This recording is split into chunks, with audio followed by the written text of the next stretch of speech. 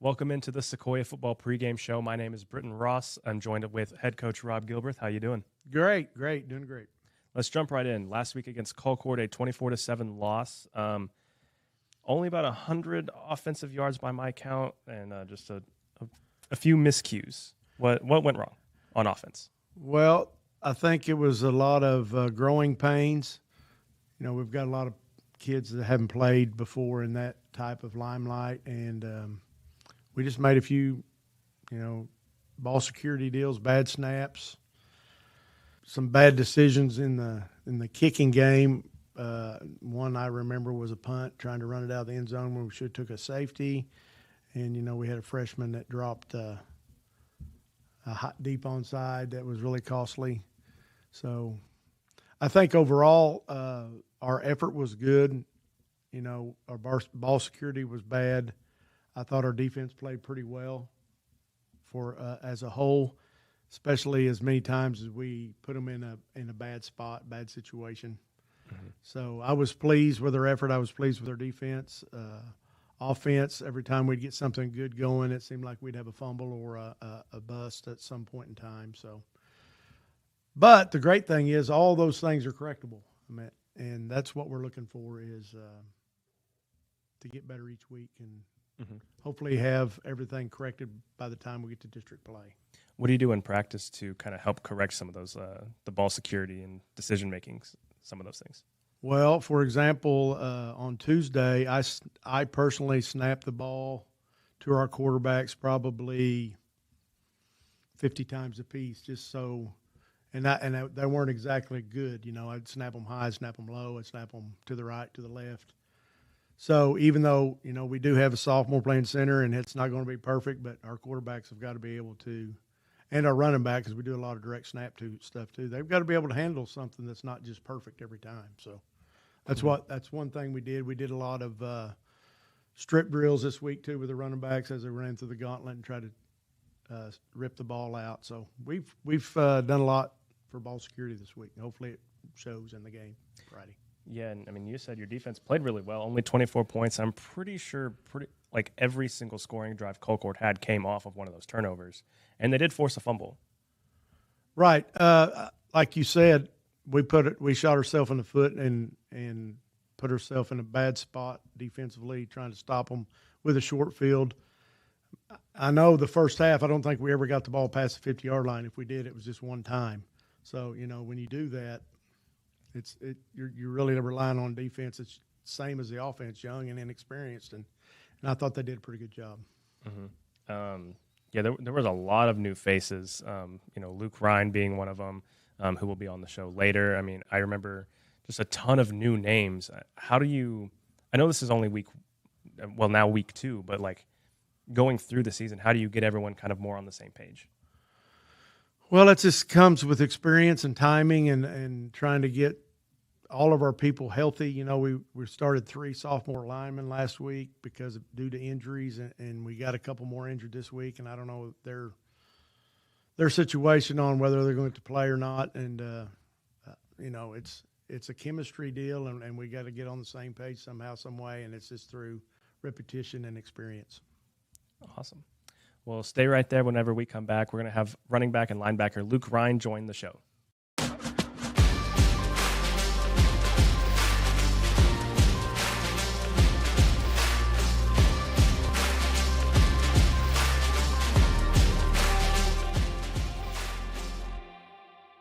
When pain slows you down, even the simplest movements can feel out of reach. But you don't have to go through it alone.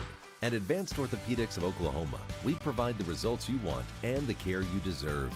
From diagnosis to recovery, our specialists offer advanced treatment and personalized care so you can heal and get back to what moves you. Because life keeps moving and we'll keep you moving with it every step of the way. Advanced Orthopedics of Oklahoma. Heal, recover, advance. Welcome back to the show. I'm now joined with running back and linebacker Luke Ryan. Luke, how you doing? Good. How are you doing? I'm doing great. Let's go ahead and dive right in. Last Friday against Claremore was your first game as starting running back. What did you think? It was definitely fun, a different experience for me. I've only played one side of the ball until now, and so I was a little bit more tired, but it was all worth it, whenever you get to carry that ball. Didn't get to break any long runs because they were really stacking the box against us. They knew our offense really well, but I think this week we're going to do a lot better. Mm-hmm. And also last week, we mentioned it in last week's broadcast, the football broadcast. You had cut 20 pounds coming into this season. Did you feel faster on defense? Maybe how did that help you just overall? It definitely helped when it comes to the quick bursts. The long distance thing, the long distance speed, it's always been the same for me. But the quick little jukes left, right, or jump into the hole, that really helped with the weight loss. So. Mm-hmm. And you touched on it a little bit. Offensively, about 100 yards total. I think only about 56 or so rushing yards. What happened? Well, so they did the same thing to us last year. They really love to stack the box. Their linebackers fly downhill, and I think it caught some of us off guard because our offense is a misdirection offense, and most of the time those linebackers are a little bit more scared to come downhill. Well, they were just flying downhill, and by the time I would get in the hole, they were already there, and there's just nothing you can do about that. So, but I think we'll do better this week. I really hope. Mm-hmm. And defensively, overall, considering the offense had 3 fumbles, a bad snap on 4th down that resulted in a 17-yard loss on 4th down, a onside kick recovered by call court. I think all things considered, 24 points isn't really that bad. No, defensively, we really I think we did pretty well, especially in the first half. If we didn't have the turnovers, I think we could have won that game. None of us. We've talked about it after the game. We couldn't win with three turnovers. That's just really hard to do with any team. But the turnover game is what really hurt us. Mm-hmm. And now, looking forward to this game, what kind of challenges does Kansas present to you? So they run the I formation, so that should be really fun. As a linebacker, it's kind of old school. Mm-hmm. Fullback, running back, but they have a freshman quarterback. I don't think that he's the greatest thrower, but so they love to run downhill a lot, so that should be fun. Mm-hmm. Is there anything kind of special about that first road game of the season? Yeah, that first bus ride, it's always pretty fun, and you're the underdog. I've always loved that as a person, just being the underdog. It's kind of been my mentality my whole life, so it's going to be fun. Well, thank you for hanging out with us today, and good luck on Friday. Thank you. Stick around because whenever we come back, head coach Rob Gilbreth will return, and we're going to talk all things Kansas Comets. Life doesn't wait for you to slow down. When you're moving fast and something doesn't feel right, Advanced Orthopedics of Oklahoma is here to help you stay in motion. Through our combined expertise in orthopedic surgery, non-surgical medicine, and comprehensive whole patient treatment, our team has your back and every other joint too. Ready to get back out there? Visit AOOK.com and let's move forward together. Advanced Orthopedics of Oklahoma. Heal, recover, advance. Hey fans, get the only card that donates to your school every time you use it. TTCU Federal Credit Union has donated more than $3 million statewide so far. Support your school today. Welcome back to the show. I'm rejoined now with head coach Rob Gilbreth. We're going to talk all things Kansas Comets. Looking through the film, what have you seen that would present some challenges to your team? Well, Kansas has a couple of linemen that are returning from last year. I think that's their strength is up front on both sides of the ball, offense and defense. They're not big, overpowering kids. They do have one 6'7", 280-pound kid. But the ones that worry me are those 5'10", 200-pound kids. They have 4 of them, and, man, they really play hard and execute well. So we're kind of worried about that.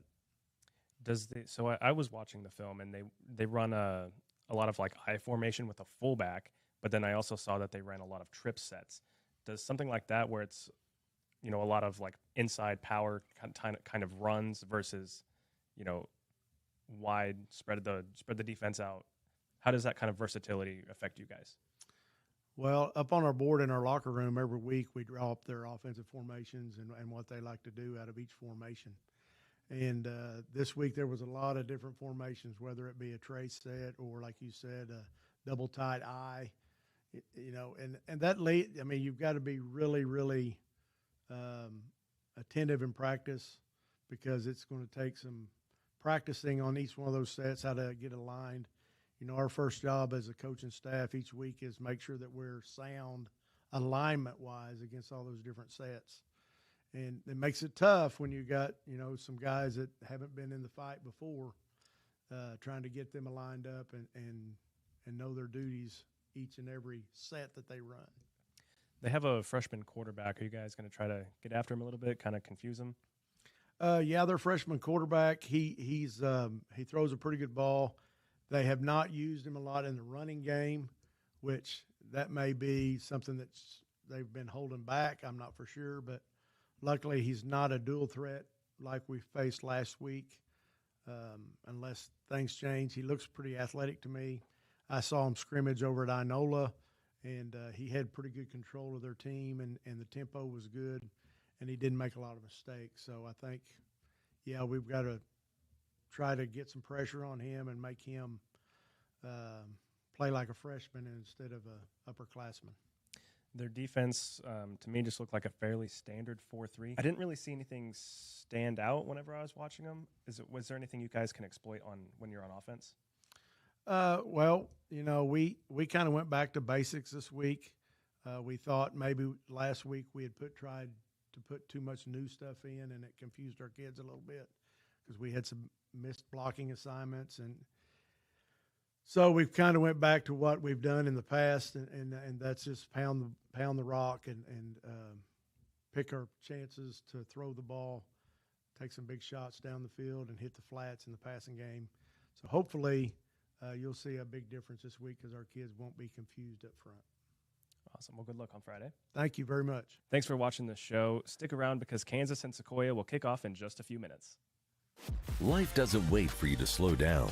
When you're moving fast and something doesn't, Advanced Orthopedics of Oklahoma is here to help you stay in motion.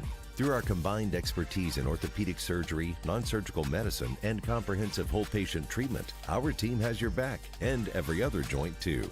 Ready to get back out there? Visit AOOK.com and let's move forward together. Advanced Orthopedics of Oklahoma. Heal, recover, advance. Hey Eagles fans, if you or someone you know has a business and want to advertise on our Sequoyah Athletics YouTube channel, we are looking for sponsors for the 2025-26 football and basketball seasons. Last year we had over 20,000 views on our channel, and this year with your help, our goal is even higher. To get started, reach out to the contacts listed and go Eagles.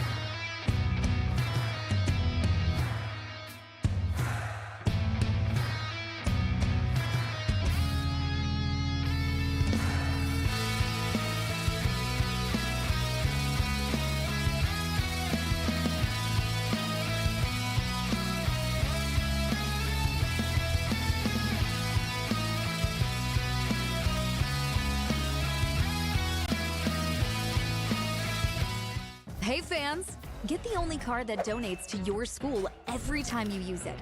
TTCU Federal Credit Union has donated more than $3 million statewide so far. Support your school today.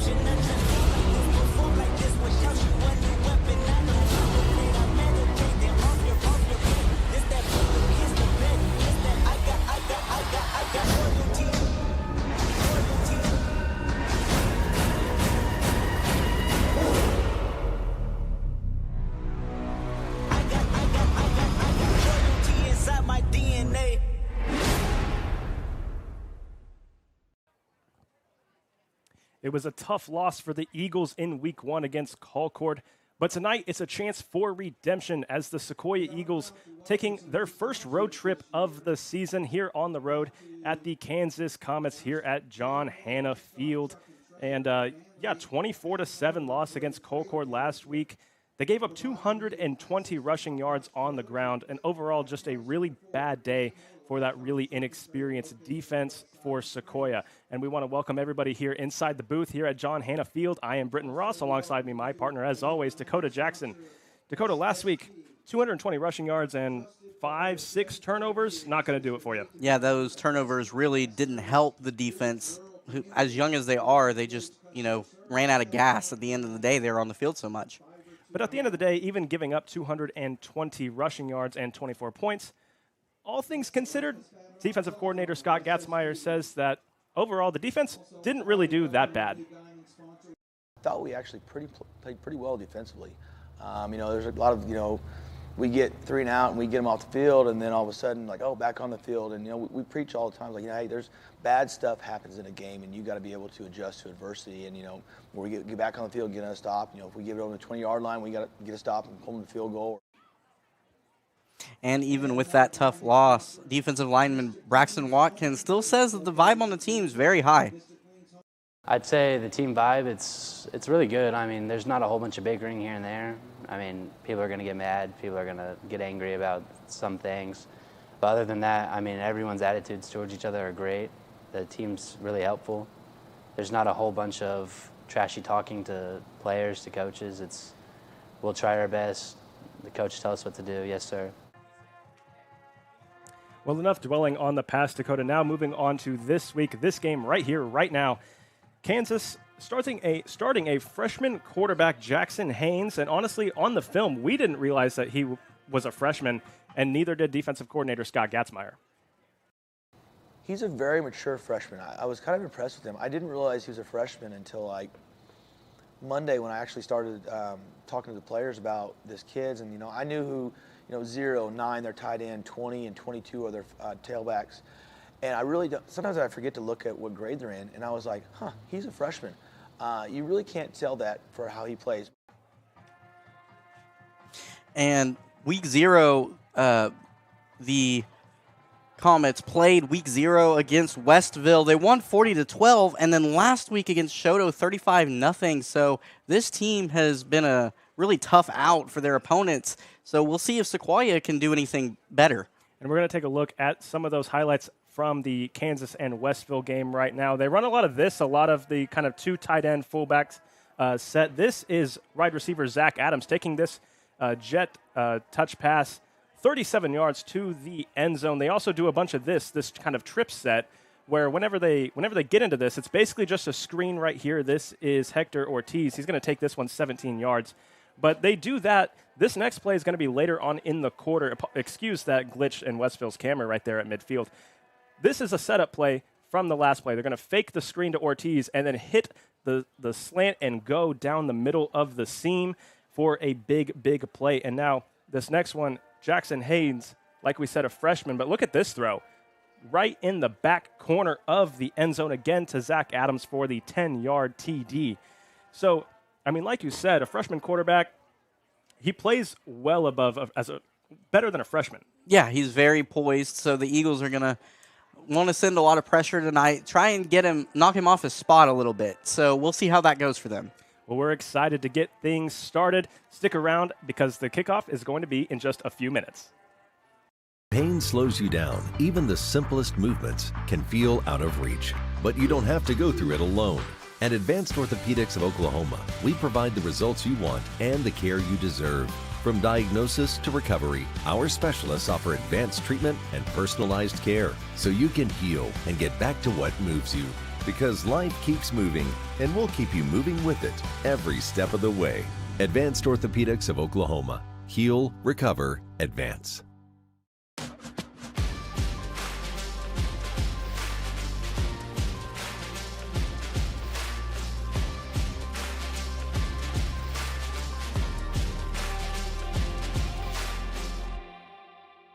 Hey Eagles fans, if you or someone you know has a business and want to advertise on our Sequoyah Athletics YouTube channel, We are looking for sponsors for the 2025-26 football and basketball seasons.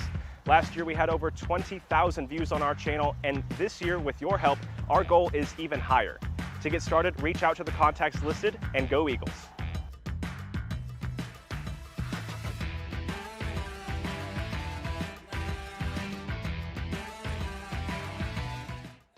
Hey fans, get the only card that donates to your school every time you use it. TTCU Federal Credit Union has donated more than $3 million statewide so far. Support your school today.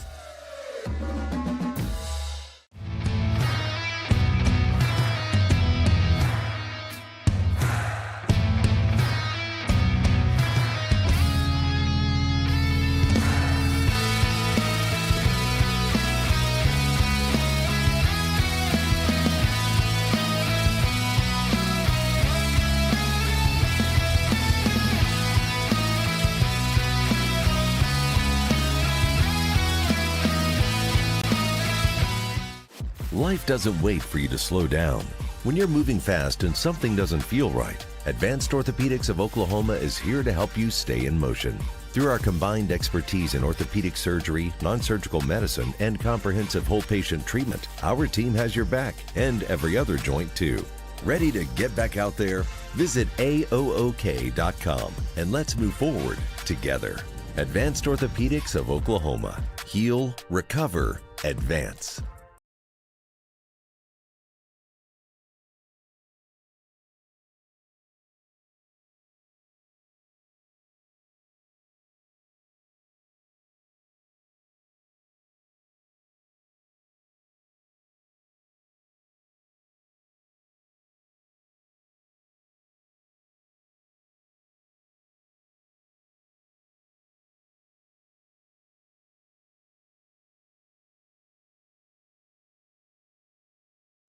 Located in Colcord, Oklahoma, Hewsong Roofing offers a wide range of roofing services committed to providing high-quality workmanship and exceptional customer service. Hewsong Roofing, a platinum sponsor. Another platinum sponsor is Rockin' H Fireworks. Ready to celebrate with a bang? Rockin' H Fireworks, your #1 stop for the biggest, brightest, and boldest fireworks in town.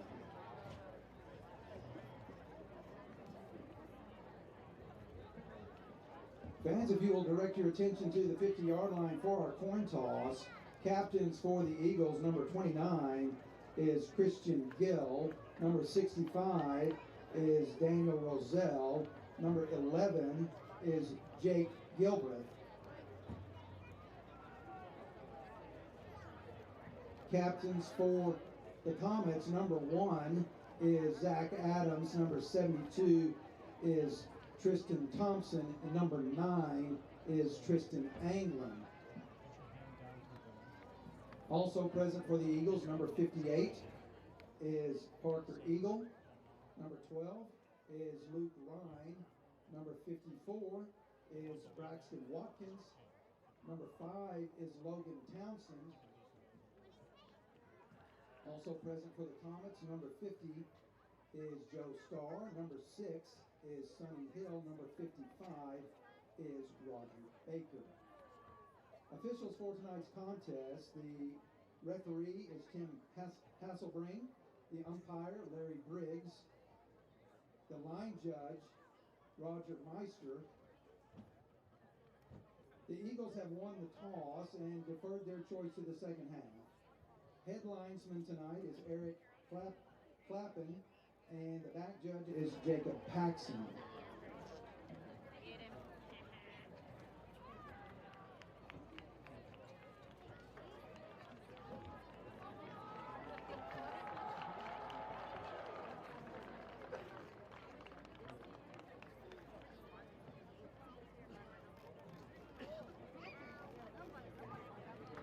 The Eagles will receive, the Comets will defend the north end zone.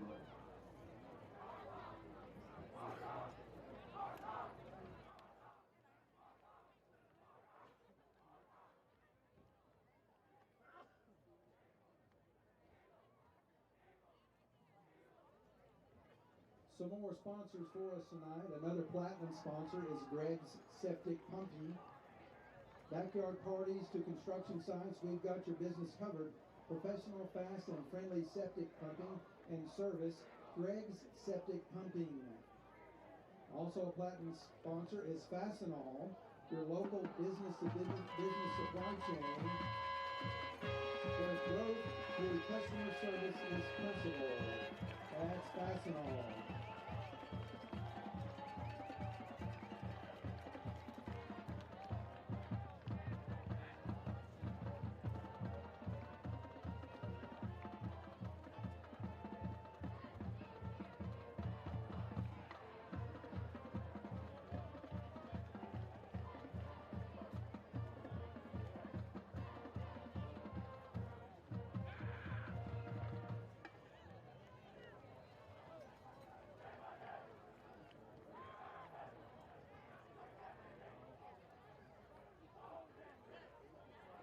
Let's welcome the Comets to the field.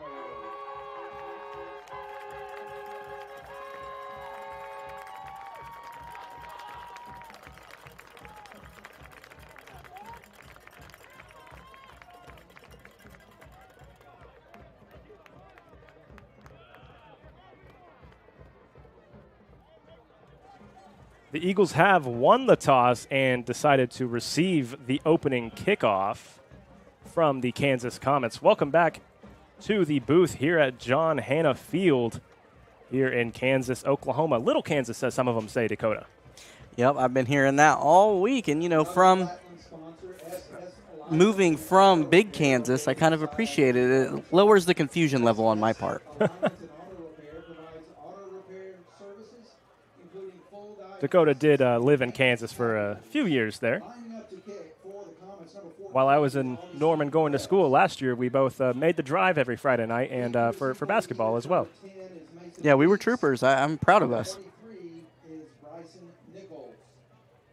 So kicking off for the Comets is number 14, Augustine Perez.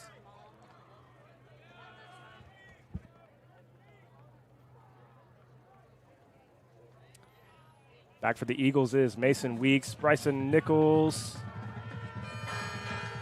and a couple others that I can't make out from this angle. All teed up and ready to go. Underway in Kansas. Jake Gilbreth and Corbin Long collide, trying to collect that ball. Yeah, that was already kind of looked a little messy, and after so many turnovers last week, you almost start the game off with one. Sequoiah's really got to clean that up.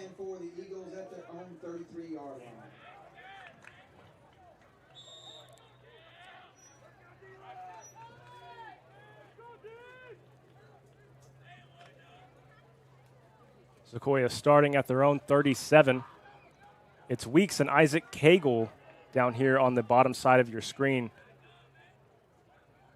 Now Bryson Nichols coming out in motion. It's a trip set. That's new, Dakota.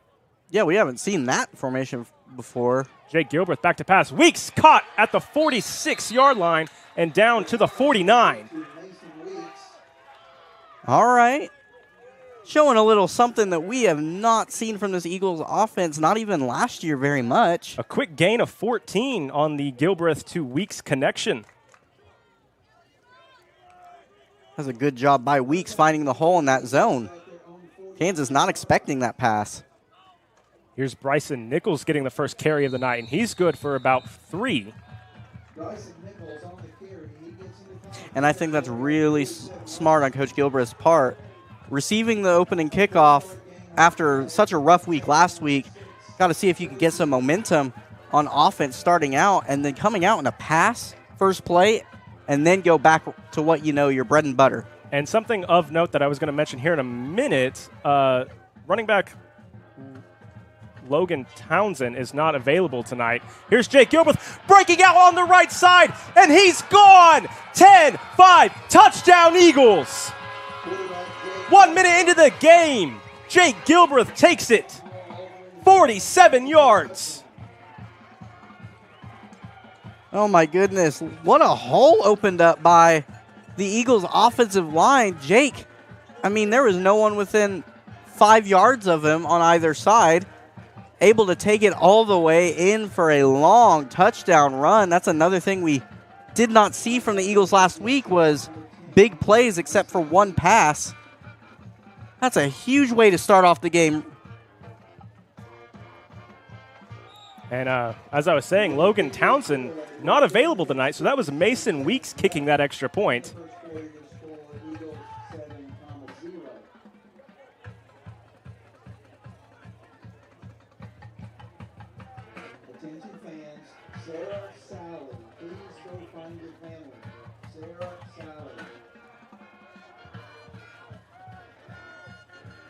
So a quick strike for Sequoyah. Just 3 plays into the game.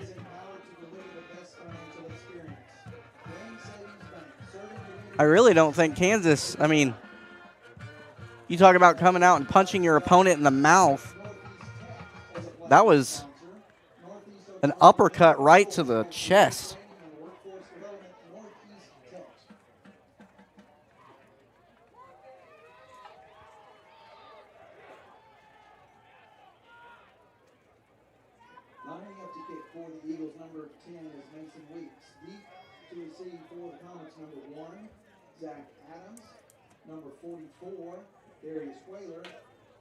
I'm going to be honest, Dakota, I didn't know Jake Gilbert had that kind of breakaway speed. No, I mean, those really long strides from him. I don't even think Landon had that kind of speed. Here's Weeks kicking off for the first time. It's a deep one. This is Zach Adams on the return, finding a hole, and he breaks free down the right side. Weeks trying to catch him, and they will not, and we are tied up.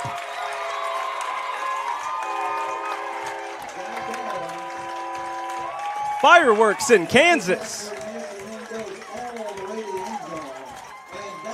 Yeah, the Eagles just didn't get good contain on that, and Zach Adams is by far the Chiefs, the Comets' best playmaker, and he showed you exactly why on that.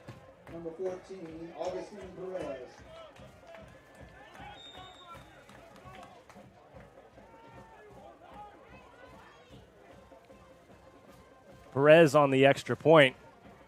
Hector Ortiz, the holder. That one's blocked. Luke Ryan got in there. And that's his second blocked kick of the young season.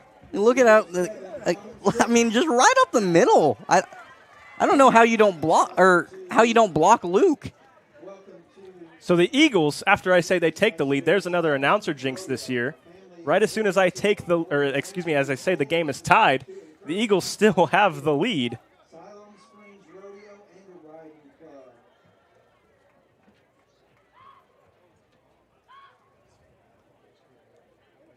After the slow start last week, Dakota, we were scoreless after one. Yeah, and only managed 7 the rest of the game. We're a minute 19 into this game. Yeah, so looks like we might be in for some big old fireworks tonight. We do want to take this quick timeout to remind you that Bank First is always loyal to Oklahoma and you. Bryson Nichols and Mason Weeks are the two deepest for Sequoyah.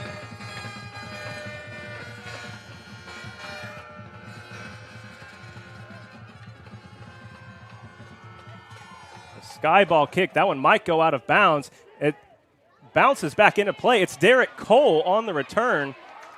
Stutter step and brought down at the 35.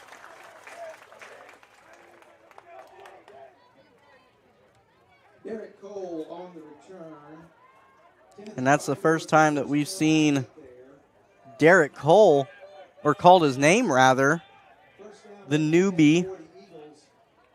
Played basketball for his high school career, decided to switch over to football for the fall. I was going to say Luke Ryan, I don't think had any snaps at running back on that last drive, but here he is now, lined up next to Jake Gilbert, and he hands it to Isaac Cagle, finding a hole, and gets a good gain of about 6 on first down. Yeah, there. A lot of misdirection again from this Eagles offense that you're going to continue to see. And Cagle, kind of an unsung hero last week, at least on defense. He did have the one fumble return that was forced by Wyatt Mullins. But, yeah, he had a sack. He was flying all over the field last week.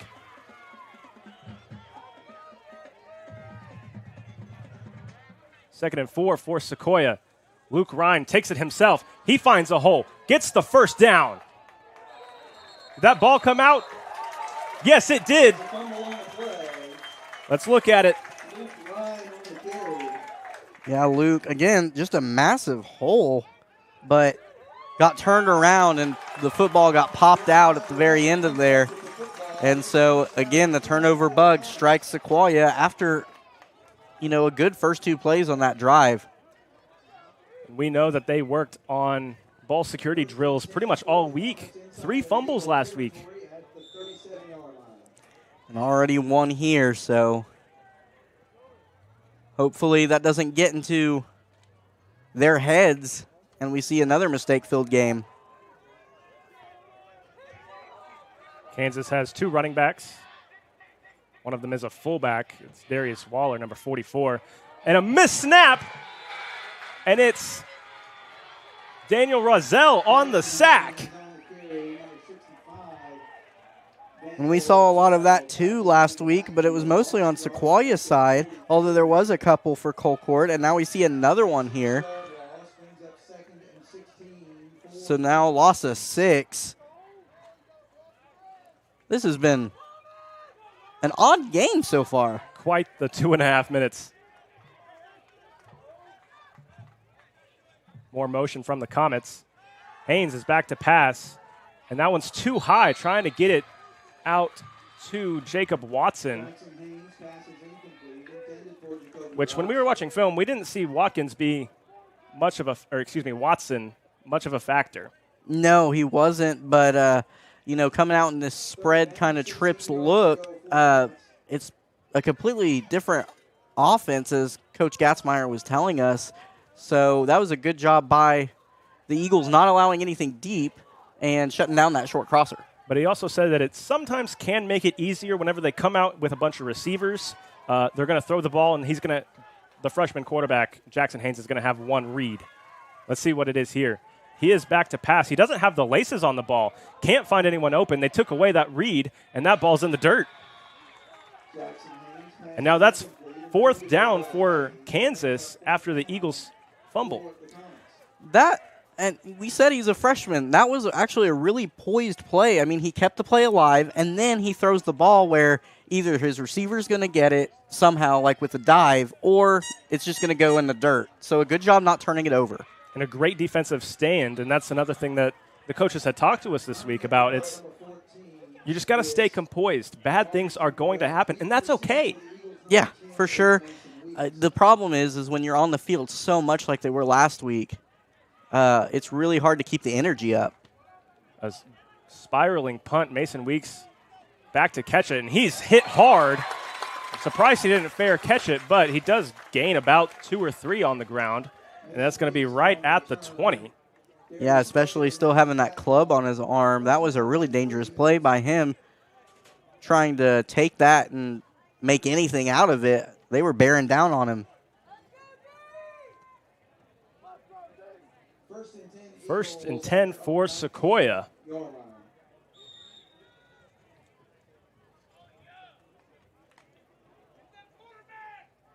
It is really, really hot tonight. I would expect to see a decent amount of cramping, especially as we head later into the game. Here's Bryson Nichols off the right side, finding a hole. He had one of those fumbles last week and gets 2 yards on that one. Yeah, you mentioned the temperature. I mean, last week it was so nice, and we still saw some cramps. Just early season things that players have to work through.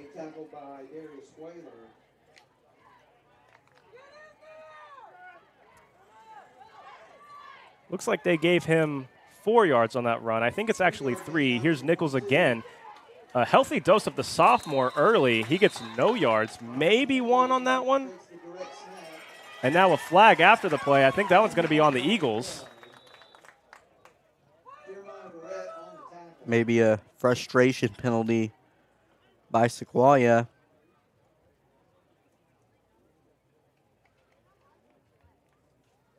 And, I mean, the referees are discussing. Yes, it was a personal foul by Sequoyah, which will make it 3rd down. And instead of 3rd and 7, it should be about 3rd and 16 or so. Yeah, 3rd and 16. Last year, so many seniors on this team. This is a young team. You're going to have mental mistakes like that happen. Here's Gilbreth back to pass, looking down the right side, chunks it to the right. He has Mason Weeks, and he's going to get back to the original line of scrimmage. Maybe one more. Good for 7 or 8. The pass complete to Mason Weeks. I think that's a gain of 8. It'll be 4th and 8 for Sequoyah. And I'm surprised we haven't seen more Luke Ryan in the game. It's been a healthy dose of Bryson Nichols, and we saw them do this in warm-up. Here's Nichols. He's going to punt. It's a high snap, collected. A backward spiraling kick goes out of bounds near midfield. We'll see where they mark it. And while they do that, we want to remind everybody that Advanced Orthopedics of Oklahoma is the region's sports medicine authority and the official orthopedics and sports medicine provider for Sequoyah Public Schools. Advanced Orthopedics of Oklahoma is focused on providing you with the personalized orthopedic care you deserve. And for the area's best teams and the athlete in all of us, Advanced Orthopedics of Oklahoma is the region's sports medicine authority. The Comets will start at the Eagles' 43-yard line. A 3-and-out last time, around the same part of the field. Haynes hands it. This is the main running back, Timothy Pfeiffer. Another flag flies as Pfeiffer gains about 5. We'll see what the penalty is.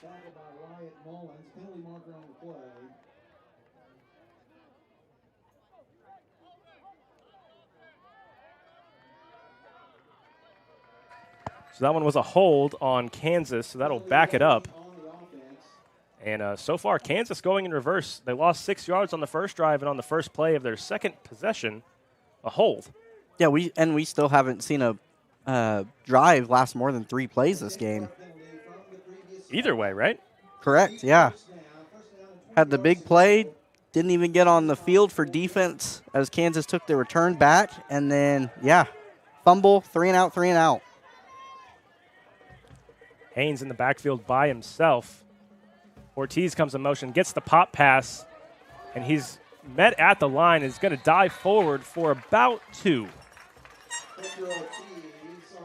So that'll go down as a completion. Yeah, there's that pop pass. They're going to spread it out and go sideline to sideline a lot of the times. Like you said, he really only has one read in order to simplify the offense for him. Yeah, whenever they come out in a more spread out formation, like you'll see pretty much right here, they try to go sideline to sideline, whereas whenever they bring in their tight ends and fullbacks, it's more north-south kind of bruising football. 2nd and 17. Haynes rolling out to his left, looking to pass. He finds a man, but it's too low for Jacoby Watson. And the Eagles are doing a good job of making this quarterback think. Yeah, a really good job. That'll come in time. As he grows, he'll get more accurate on those on-the-move throws to his left. But it's a lot to ask for a young freshman quarterback to do that right now. And we saw him make one of those throws against Shoto last week, moving out to his left, flipped his hips back to his right, and chunked it downfield. And it was a great throw. Yeah, so he's capable of making them, but look at this. They're in quads. I was just about to say that, and I believe somebody took a timeout. Oh, no, maybe a uniform issue. It's Hector Ortiz pulling his pants down below his knees. So now he has to go out for one play and get replaced. And tonight our player to watch is Isaac Cagle, like you said, Dakota. Yeah, on the defensive end especially. Let's see if he could fly around like he did last week. One of the reasons that even allowing 24 points, that they did a great job on defense. And then for the Kansas player to watch, number 58, their right tackle, you see him right here, the lineman closest to us, Jeremiah Verrett. Coach Gatz called him a nasty kid, reminded him of Ethan Germany from last year. Haynes keeps it himself, gets past Wyatt Mullins. He's got some space. Mason Weeks comes up. He bounces off of him, and Haynes is still going down the left side.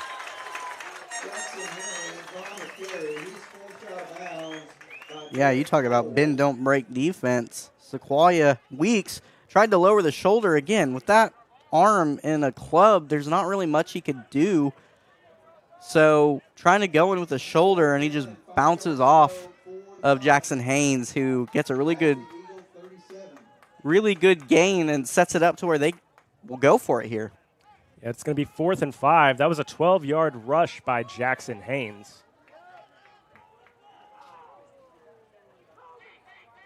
Another trips look to the near side of the field. And a timeout taken by Sequoyah. Timeout Eagles, their first call timeout of the half. So during this timeout, we want to remind Eagle fans to support your favorite school with a card that donates to Sequoyah Public Schools every time you use it.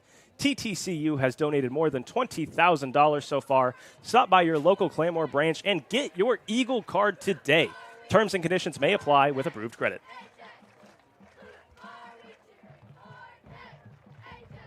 And the last time these two teams met was last season when the Eagles won 31-6 at home. And Coach Gilbreth, in his 8th season now, has played Kansas 3 times, and he has won all 3 of them. Looking to go a perfect 4 for 4 against the Kansas Comets, Dakota. Yeah, he's off to a pretty good start. It's been a really mistake-prone game for both teams. So Sequoyah, if they are able to clean it up, then maybe they could take advantage of Kansas's mistakes.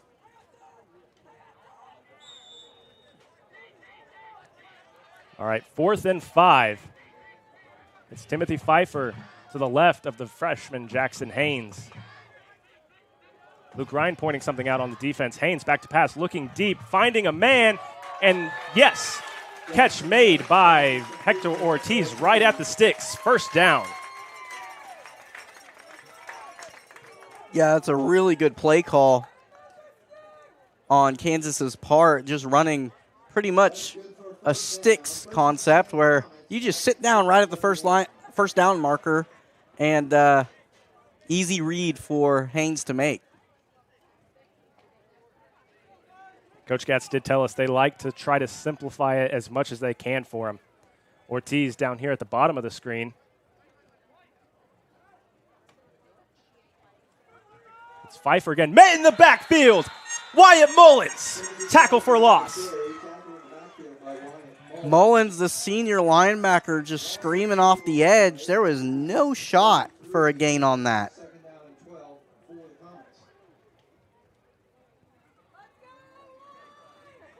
Really good tackle, too. Just perfect form on it. I do want to point something out to you. Wyatt Mullins is only a junior.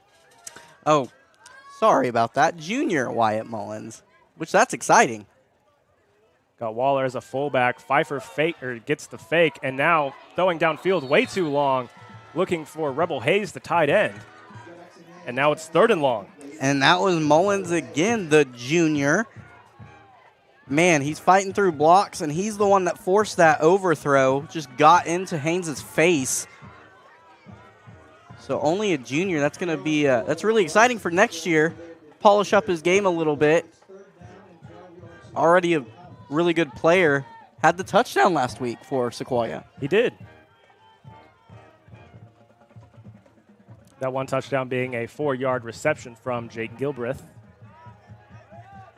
in that 24-7 loss. Trips on the near side for Kansas. Looking back to pass, back to pass is Haynes. Looking downfield, and he has a man open, and it's caught by Zach Adams, who will stroll in for the touchdown. 33 yards.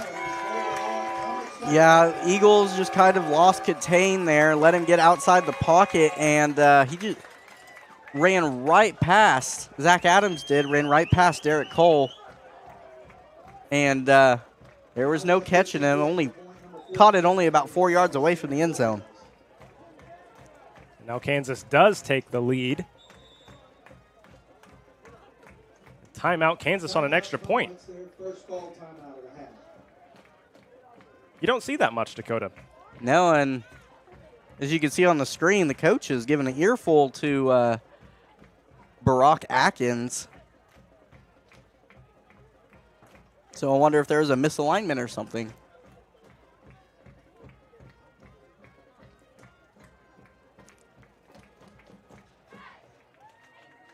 Remember a previous extra point. Luke Ryan up the middle, blocks it. That might be another thing they're going to talk about is, hey, we need to block this kid. That would be a smart idea. Luke Ryan, a senior, listed at 6'1", 175 pounds. Lost 20 pounds in order to be a little bit more conditioned to play running back this year. And we haven't seen him, surprisingly, like you said earlier, haven't seen him much at running back. It's been a lot of Bryson Nichols. I believe he had 10 carries last week. Did Luke Ryan. That's a low snap, but that kick is up and good. 13-7, Kansas leads. We are going to step aside real quick, and we'll be back.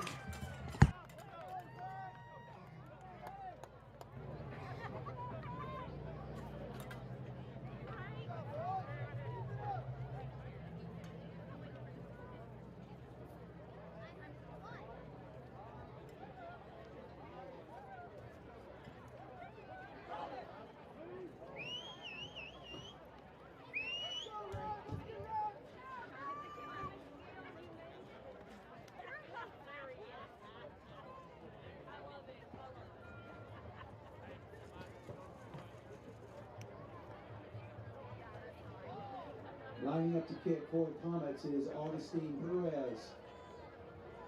Deep to receive, Mason Weeks and Bryson Nichols. Weeks and Nichols back to receive again for Sequoyah. This is the third kickoff Kansas has had in this opening quarter. Yeah, been a lot of scoring relative to what we saw last week in the first quarter for sure. A defensive battle last week. It looks like we're in for a shootout, everybody. Grab your popcorn.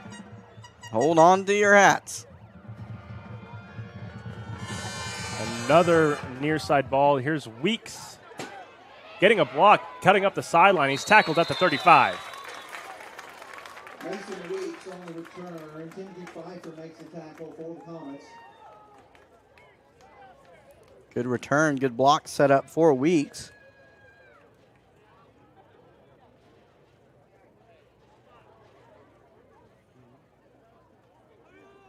First down and 10 for the Eagles at their own 36-yard line.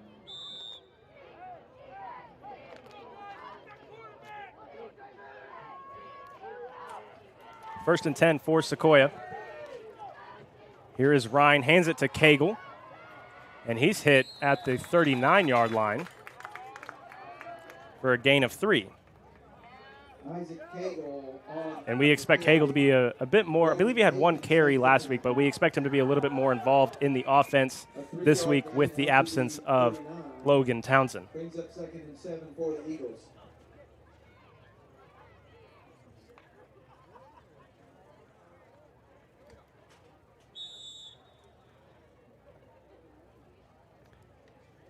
Second and 7 now.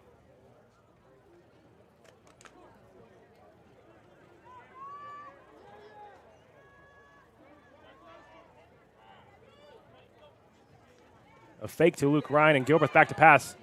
Pressure immediately, and Wyatt Mullins gets the reception and gets a yard and nothing more. That was the play we saw last week that scored that touchdown.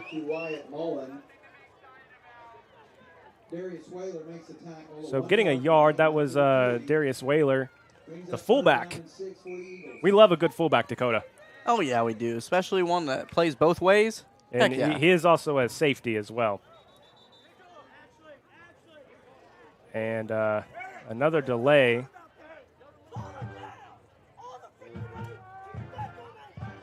Zach Glass, number 2 for Kansas, getting a, what would you call that? That's more than an earful. We can hear that up here in the booth without our microphones. And now a false start is going to be called against Logan Rodriguez. A false start on the offense.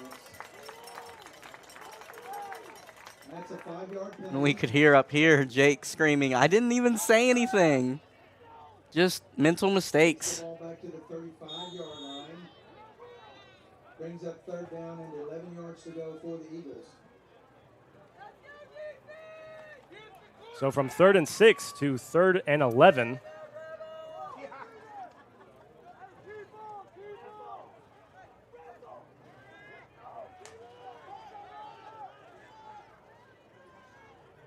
And Sequoyah still hasn't come out in that spread formation that we saw the very first play of the game, and another timeout. Their second called timeout of the half. Now Sequoiah's only going to have 1 for the remaining 15 and change of this half. I do want to point out to you that Sequoiah has a 93 offensive yards, which is nearing their total from last week already. It's not saying much because they were shut down so badly last week. However, very encouraging that their first quarter total is already that high. So just keep that up and definitely have a better chance of winning this game, I'd say. One of the little quirks here at John Hanna Field here in Kansas is that we're here in the press box and we have a window right behind us. And outside of that window is a cemetery, which is a little odd. Halloween's going to be a fun game. Halloween, yes, their Halloween game this year. Extra spooky. So here we go now, 3rd and 11. Cagle and Weeks are the wideouts. Gilbert's back to pass, looking for Weeks, and he's got Weeks right at the sticks. He might be marked about a half-yard short. He's right at the line. Ooh, I think that's a pretty favorable spot they gave him, though. Yes, that is a definite favorable spot. I mean, that's right at the line. That's a measurement right there. Yeah, I think that, yes, they are going to measure. Timeout for an official measurement. So pull out the index card, folks. At least that's how close it looks like to me from up here. But I mean, you can see that stick right there, and they're right there, right next to each other. yeah. But man, Jake, accurate pass, bullet, under pressure too. So that was about an 11-yard pass, and that's going to be just short. Oh man, interesting. I'm still giving him 11 yards on that. Interesting to see what I imagine they go for it here. Oh, absolutely. We are a power team at the end of the day. Even if you take out the Jake Gilbert's 47-yard touchdown run, they're still averaging 4 yards a carry. Hey, that's ahead of the chains. That is ahead of the chains. Here we go, 4th and inches. Gilbert getting under center now, and it's a sneak, and they will move the chains, and they're still going. He's going to get 4 or 5 yards, maybe. Okay, not quite 10, but they do get 4 yards on that quarterback sneak. Man, he almost broke through. Who needs a tush push, right? Just a surprise sneak there, and Kansas didn't react. Was that a gain of 8? Yeah. Here's Gilbert again, finding some room, and that's another 8-yard run on 1st down.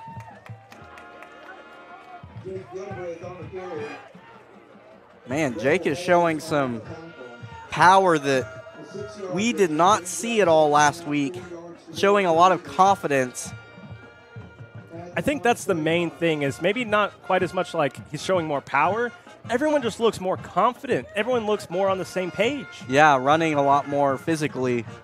And now here's Derek Cole, the backup quarterback, as a receiver out wide. And this is Isaac Cagle on the carry. He's going to get 2 yards.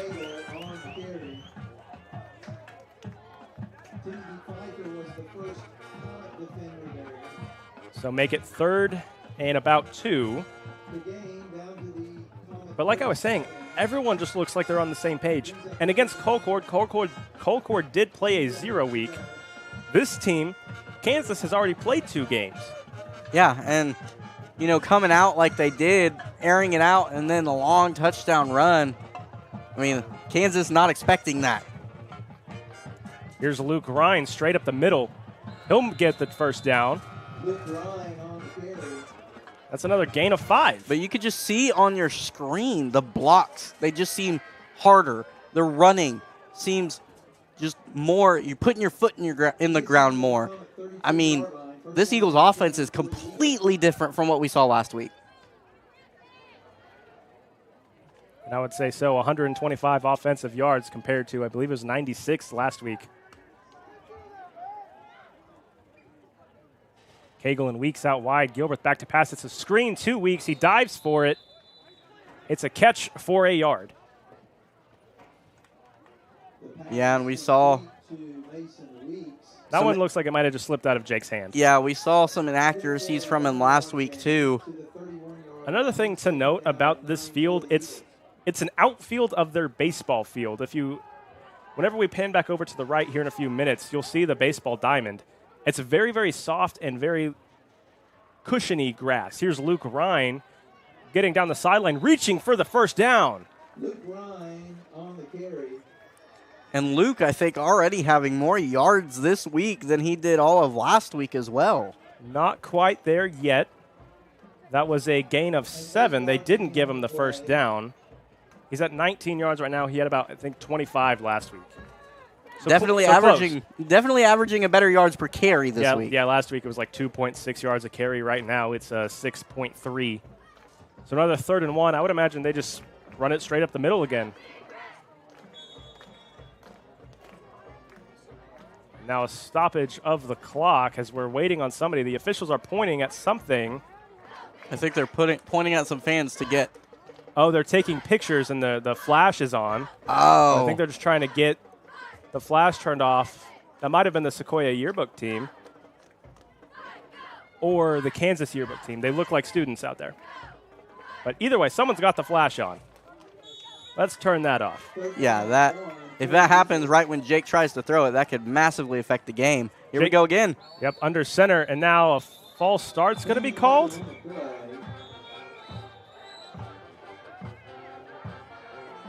After the play, Jake is pointing at Brogan Atkins.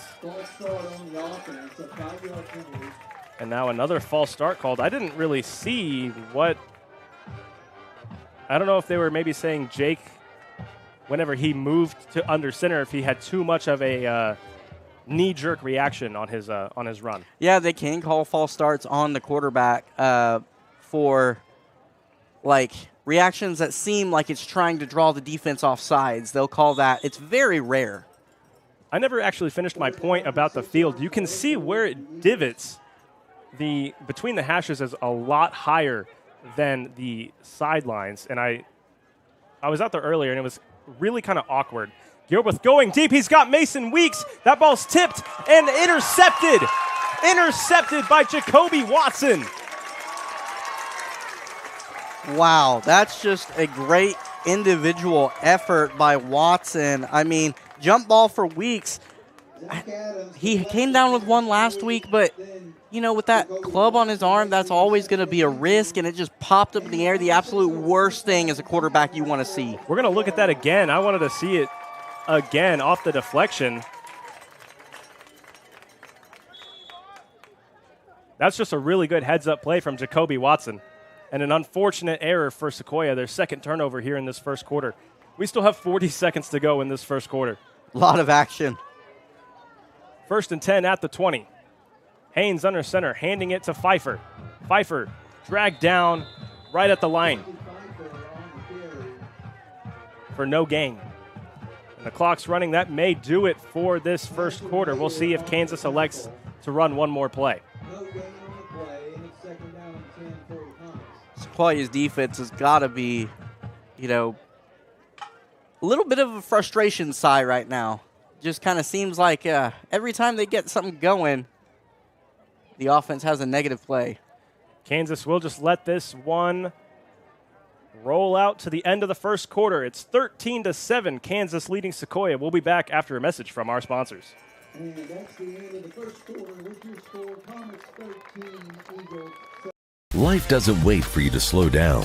When you're moving fast and something doesn't feel right, Advanced Orthopedics of Oklahoma is here to help you stay in motion. Through our combined expertise in orthopedic surgery, non-surgical medicine, and comprehensive whole patient treatment, our team has your back and every other joint too. Ready to get back out there? Visit AOOK.com and let's move forward together. Advanced Orthopedics of Oklahoma. Heal, recover, advance. Hey fans, get the only card that donates to your school every time you use it. TTCU Federal Credit Union has donated more than $3 million statewide so far. Support your school today. High Point Fellowship tonight after the ball game from 10 o'clock until midnight.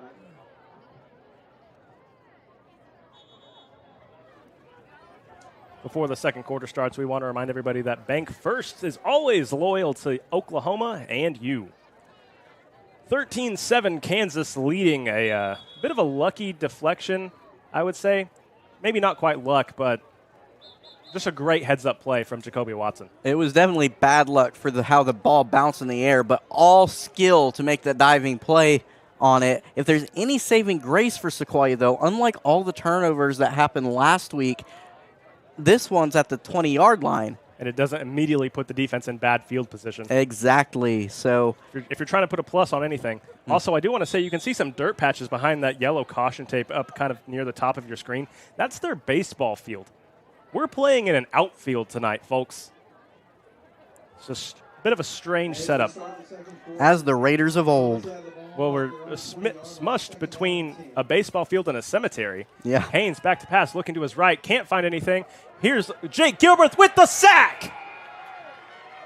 Jackson Haynes tackling the backfield. They got him deep behind the line. Yeah, that was just a great job. Great effort by the entire linebacking crew. I mean, you see that all three linebackers got into the backfield. Jake was the one able to finish the play. Just shot all the gaps. And like you said, he is kind of a one-read quarterback right now, and he didn't have it right then. I don't know how many yards he lost. I think he lost 12 yards on that. Yes. Now they're back in their I formation. They're going to backed up as well. Here's Pfeiffer. Wyatt Mullins met him in the hole, and that'll bring up fourth down. Again, Eagles, good penetration. And coming off this turnover, really doing a good job bowing their necks and showing what they're made of right now. I believe that's a no gain on that play. Actually, he lost a yard. Thank you, Mr. PA announcer. And what this also does is just automatically pretty much give the Eagles great field position coming back. And now John Hull sprinting off the field. I think he made it in time. A low punt that's going to be a good bounce for Sequoyah. It rolls harmlessly out of bounds at the 35. And that sets Sequoyah up perfectly. I wonder, do you think they would try to take a shot here after what happened on the last offensive play, but you immediately get it right back? Yeah, that would be a good strategy, I think. Maybe come out in that same formation you did to start the game just to surprise them. But after a punt like that, after a defensive possession like that, a lot of the times taking a shot is the best call because the defense is just not ready for it. Weeks is the only receiver out wide. Cagle is the wing. They're hiding Wyatt Mullins. Here's Gilbreth running through the B gap, and he'll get 6 yards. And that's a little wrinkle that we have not seen, the way that they had Mullins kind of make himself super small. So wonder if they have any trick plays in that formation. Derek Cole again going out wide.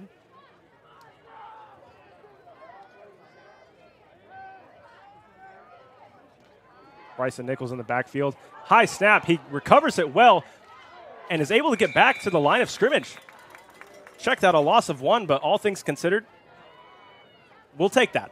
Yeah, that was a very fortunate bounce off of Nichols' hand, and but a very fortunate play that Kansas didn't overrun it because Bryson did have space if he were to break through that line. So good job getting that shoestring tackle. Here's Nichols again, trying to make a cut and slips down. Another loss of 1, 4th down. So this is going to be interesting. Do you kick a field goal right now? Without your regular kicker, I would assume not.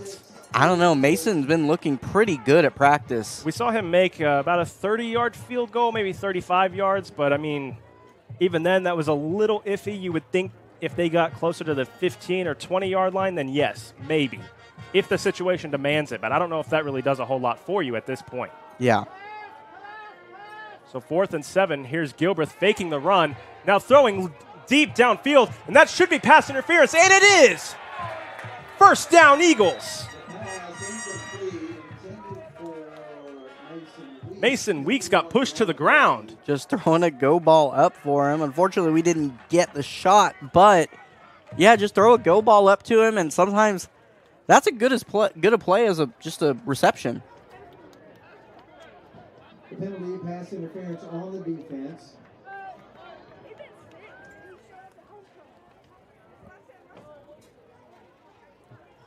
And now we see Derek Cole coming back into the huddle as a receiver. As the officials spot the ball. That's only the 2nd penalty on Kansas, but 2 big ones, a hold and now a pass interference for 25 total yards. Nichols again collects the snap. There's a hold from Roselle as Nichols goes out of bounds. And the Eagles give it right back. Holding on the offense. The 4th penalty for Sequoyah. That'll be 29 yards worth of penalties here in the first half. Yeah, just like I said before, this game has been mistake-prone for both sides of the ball. Unfortunately, Sequoyah has the 2 turnovers and more of the penalties. Takes the ball back to the 26-yard line. Repeat first down. Now 20 yards to go for the Eagles.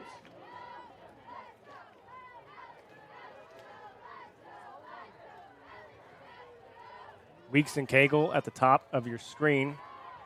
Gilbreth a quick screen out to Weeks, even with the club. Breaks down the left sideline, and it will be 2nd and about 3. Takes the screen pass. A gain of 15. Yeah, that's a really good job by Jake getting it out. We saw a similar situation last week that was part of the Eagles' offensive struggles. They were trying to fake a bubble screen, but Jake hesitated and threw it anyways, which caused basically no gain on a big 3rd down. And during this Kansas timeout, we want to remind everybody that Advanced Orthopedics of Oklahoma is the region's sports medicine authority and the official orthopedic and sports medicine provider for Sequoyah Public Schools. Advanced Orthopedics of Oklahoma is focused on providing you with the personalized orthopedic care you deserve. For the area's best teams and the athlete in all of us, Advanced Orthopedics of Oklahoma is the region's sports medicine authority. Dakota, they got to put this ball in the end zone right here. You really do, just to keep the momentum that you get, but they've seemed to have a hard time once they get down in this area. So, yeah, very important for Sequoyah to show that they can put it in the end zone from this close. Look at that sunset, ladies and gentlemen. Just a beautiful night. A bit warm, but beautiful night in Oklahoma for some ball. Bryson Nichols hit hard in the backfield. Bryson Nichols on the carry.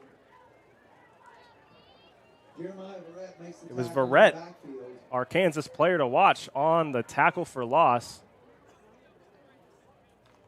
Yeah, we were told he was mean on offense, but, man, that was a mean tackle. Twisted him down.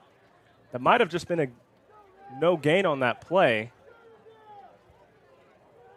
No gain on the play, and it's 3rd and 5 for the Eagles. There's Nichols again, pushing Gilbreth into a block, and he's only going to get about 3. Bryson Nichols on the carry. Excuse me, Bryson Nichols, I was unfamiliar with your game. He got 5. Just great job blocking again on the line of scrimmage by this Eagles offensive line. And now it is 1st and goal for Sequoyah. From the Comet 6-yard line.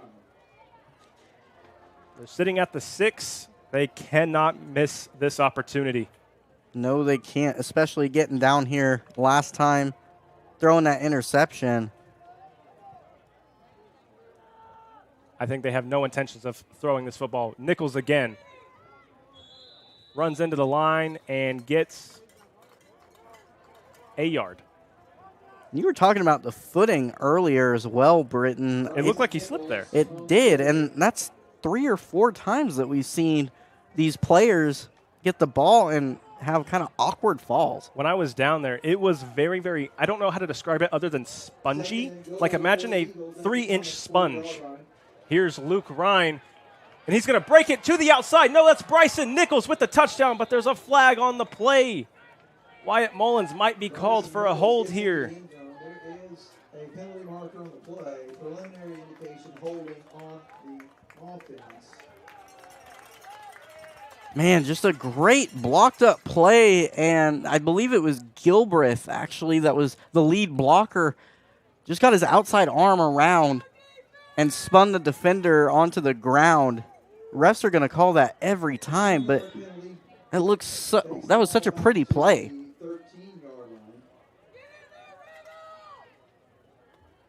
So that's actually a loss of 9 on the penalty because it happened a yard downfield. We're now halfway through this second quarter.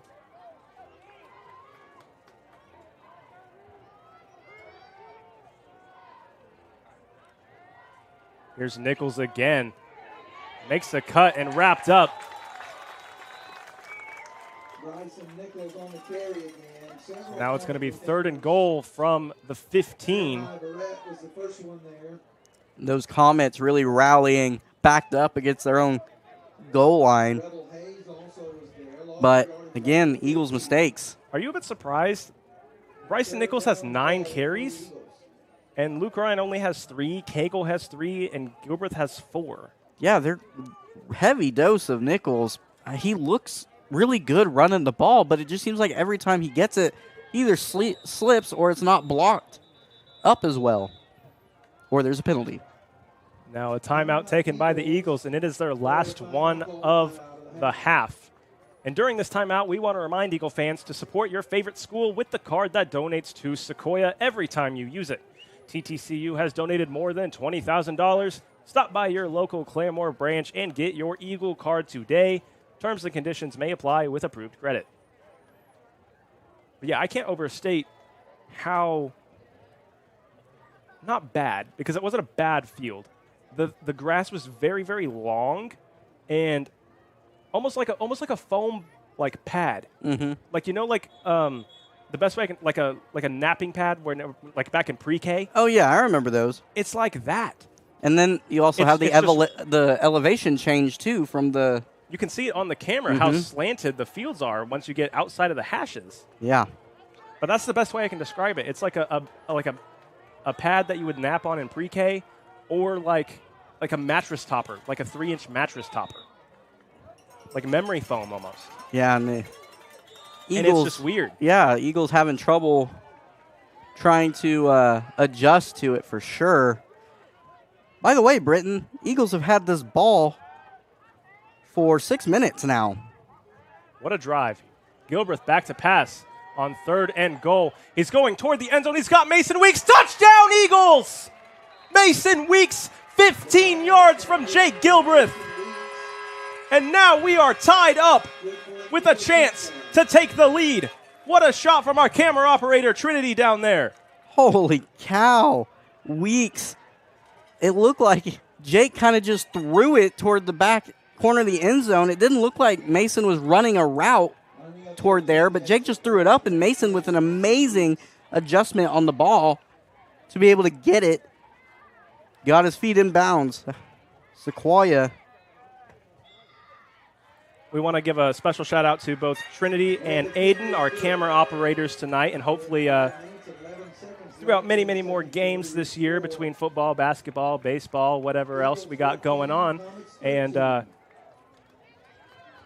going to take a look at it again. Yeah, you see here kind of in the middle of your screen, Mason Weeks. Maybe he was running it like just a deep out, and it was just great anticipation throwing it by Jake.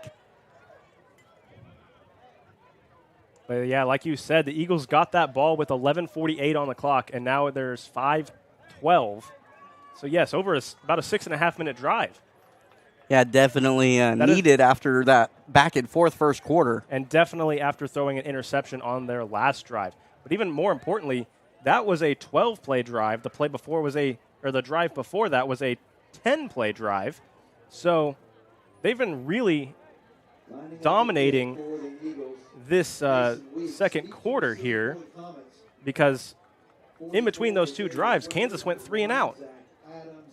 Yeah, Kansas got the ball only with they had the ball for a minute in between the last two Eagle drives. Yeah. And now Weeks getting it down, caught, and then dropped by Waller at the 10 and picked up and hit hard at the 24. And now, Dakota, it feels like things are slowly creeping the Eagles' way. Yeah, it really does. You talk about a stone wall on that. I mean, he hit. Oh, look at that sunset. That is so pretty. It really is. Great backdrop. I'm sorry, I got distracted from the play. No, it's okay. What a great, neath the western sky, everybody. Yep. But, yeah, just a great job by the Eagles special teams, not giving any room.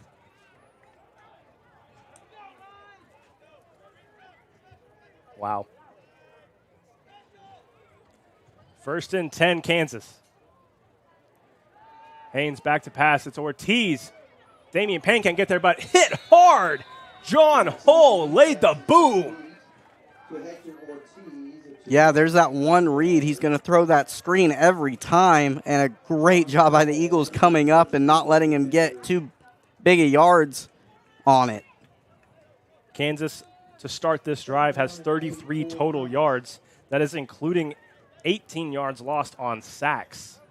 Yeah, that's the Eagles' defense is really getting after it. This is what we kind of saw last week, though. The Eagles' defense played, or last week and last year, Eagles' defense has pretty much played well through this whole these last couple seasons.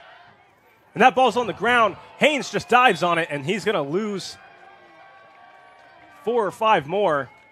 Jackson Haynes has to cover an errant snap. That's a loss of 7. To the 10-yard line. And he has negative 25 rushing yards. And Dakota, I know you hate sacks and things like that being accounted for rushing yards, but I love it. Yeah, my opinion, I don't think if it's a obvious pass, why are we getting sack yards taken out of the rushing? It just doesn't make sense to me. Because he didn't throw it. Dakota and I have had this conversation many, many, many times. I don't think it makes sense. If he doesn't throw the ball, it shouldn't count as passing yards. And I'm sure we'll have it many, many, many more times. Now a completely spread formation, and now just chunking it downfield and almost intercepted by Jason Smart. Straight through his hands. Let's look at it again. But there is a flag. You see they're running like a hitch and go kind of a concept, and the receiver was open on the hitch, but Smart anticipated the go, was in perfect position, and it just went right through his hands, but there is a flag. So a penalty against Kansas brings up 4th and 18. And Weeks standing at Sequoiah's 42-yard line. And again, the Eagles have a chance to really pull away from this game. Yeah, they got 3 minutes, 29 seconds. With the way that their defense has been playing, Kansas does get the ball to start the second half, so we can see if they make any halftime adjustments. But Weeks is standing at the 38. Here's Perez. He drops the ball. Still is able to get it away. A decent punt, all things considered. Weeks with his club hand catches it And now going down the sidelines. He's got some space. He's got green grass in front of him. He's going to go! Touchdown, Mason Weeks! And the flag comes in on the Eagles sideline at the end of it. That may just be a sideline warning, or maybe it could be a blindside block, but the Eagles are headed back to the sideline. They did get quite excited. I wouldn't be surprised if they accidentally bumped the official on that play. And the penalty is an illegal block. No. Let's look at it here. See if we can see it. Oh, yeah. Is that Clear. Luke Ryan? I couldn't see the number, but it was very clear blocking the back. But that really stinks because it looked like Weeks was outrunning that angle. Yes, he was. So now back to the 30. Take that touchdown off the board. And that great call. Thank you. Here is Luke Ryan, straight up the middle for a gain of 6, I should say. And going back to the Sequoyah side of the ball, Sequoyah's got 113 rushing yards. Last week they only had 54. And we're not quite at halftime. 2nd and 4. Gilbreth has a good hole. Gets the first down to the 20, and he's still rolling. Wow. Hey, if you're not having fun playing the game, why are you even playing, you know? Now timeout Kansas, it seems. Yes. Which is their last of the half. 2:32 left in the half. Dakota. What a game. Totally different from last week. It really is. The Eagles they've had their mistakes for sure. That'll be something that I'm sure Coach Gilbreth will talk about during halftime to limit those because honestly, Sequoyah could be up by at least 2 touchdowns more. Mm-hmm. Yeah, two turnovers, one of them down in the end zone. I mean, last week they had, I would consider 5. They had 3 fumbles. They muffed an onside kick. And then we had a penalty take off the punt return touchdown. Yeah.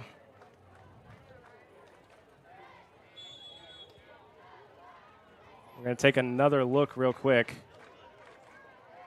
at this last play. Yeah, just beautifully set up by the offensive lineman and Luke Ryan getting in there for a good lead block as well. And Jake Gilbreth's still rolling. Yep. And now here is that block in the, I guess, blindside block from Luke Ryan. Couldn't really see a whole lot there. And now a shift. We saw that a ton last year, and I think they're going to call that on Sequoyah. And they called it last week, too, on it. I don't understand. Nope, offsides against the Comets. Okay. See, that's what it did all year last year. We did see them practicing that at practice this week as well. But so that'll make it 1st and 5 at the 11. First down and 5 yards to go for the Eagles.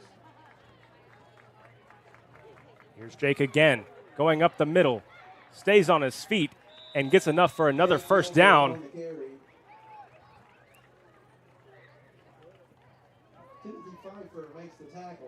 And he's down, I think, right at the 5. It's a really hard angle from where we're at to be able to see those yard markers. Yes, right at the 5, I believe.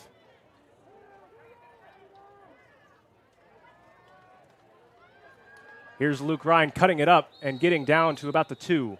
This team just looks so much more physical, don't they? I mean, yes. It's night and day from what we saw last week against Colcord. And I want to say it was kind of the same last year, too, where, I mean, Colcord just had bigger kids. That game was closer last year. Going to Colcord, it was 13-12. Colcord is in Kansas's district. Kansas will host Colcord for their senior night in November. Gilbreth again, up the middle, touchdown! 2:01 on the clock. A 2-yard touchdown run from Jake Gilbreth makes it 20-13, Sequoyah. Got pulled down a little bit awkwardly at the end of that. So Weeks lining up for his third extra point.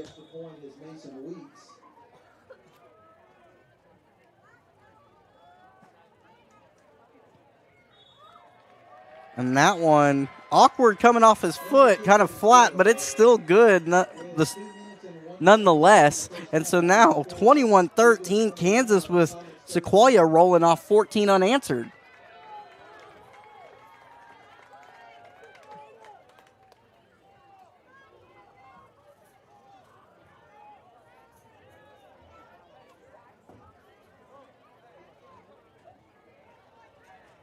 This game has had it all. Kickoff returns, 47-yard runs, punt returns that were called back, tip drill, diving interceptions.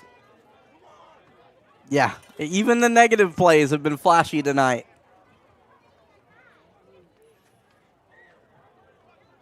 But again, kicking to Zach Adams. Want to be a little bit careful, I think. Well, I think the last few times, they've kicked specifically away from him out to Darius Waller's side because as a fullback and a defensive back, he doesn't really see the ball quite as much. So I would think that Sequoyah is more comfortable with him carrying the ball on these kickoff returns. That can be so dangerous. We saw what happened last time. He was just completely pancaked pretty much at the 30-yard line. It was one heck of a hit. Weeks to kick off again. 2:01 on the clock. Kansas with a chance to double up. It's Zach Adams again, just what the Eagles probably don't want. And he breaks through the line again. Mason Weeks is able to drag him down right at midfield. A touchdown saving tackle from Mason Weeks. Oh my goodness. Do not kick to him. I mean, I don't think they tried to. I think they tried to kick to Waller, but Adams called him off. But just a great job by Mason. Not only is that a touchdown saving tackle, that's a momentum saving tackle, because if they score and, you trot out Sequoyah again, I mean, I don't know if they would go for another touchdown with their offense. They probably might just take it to the half. A fake, and now passing out to Ortiz, and too long from Haynes to Ortiz. About the third or fourth time we've seen that. Mm-hmm. I mean, Haynes now is 4 for 10 for 44 yards. He had that 33-yard touchdown, but I mean, besides that, that's about it. 11 yards. That's definitely not what we were expecting to see with the poised freshman, but the Eagles' defense has just been dynamite so far tonight. And that is credit to Scott Gatzmeyer, the defensive coordinator, who said they want to try to make him uncomfortable by taking away his first read and then bringing pressure off the opposite side. This is a hand to Pfeiffer, making a cut, bouncing off tacklers, and getting about 2.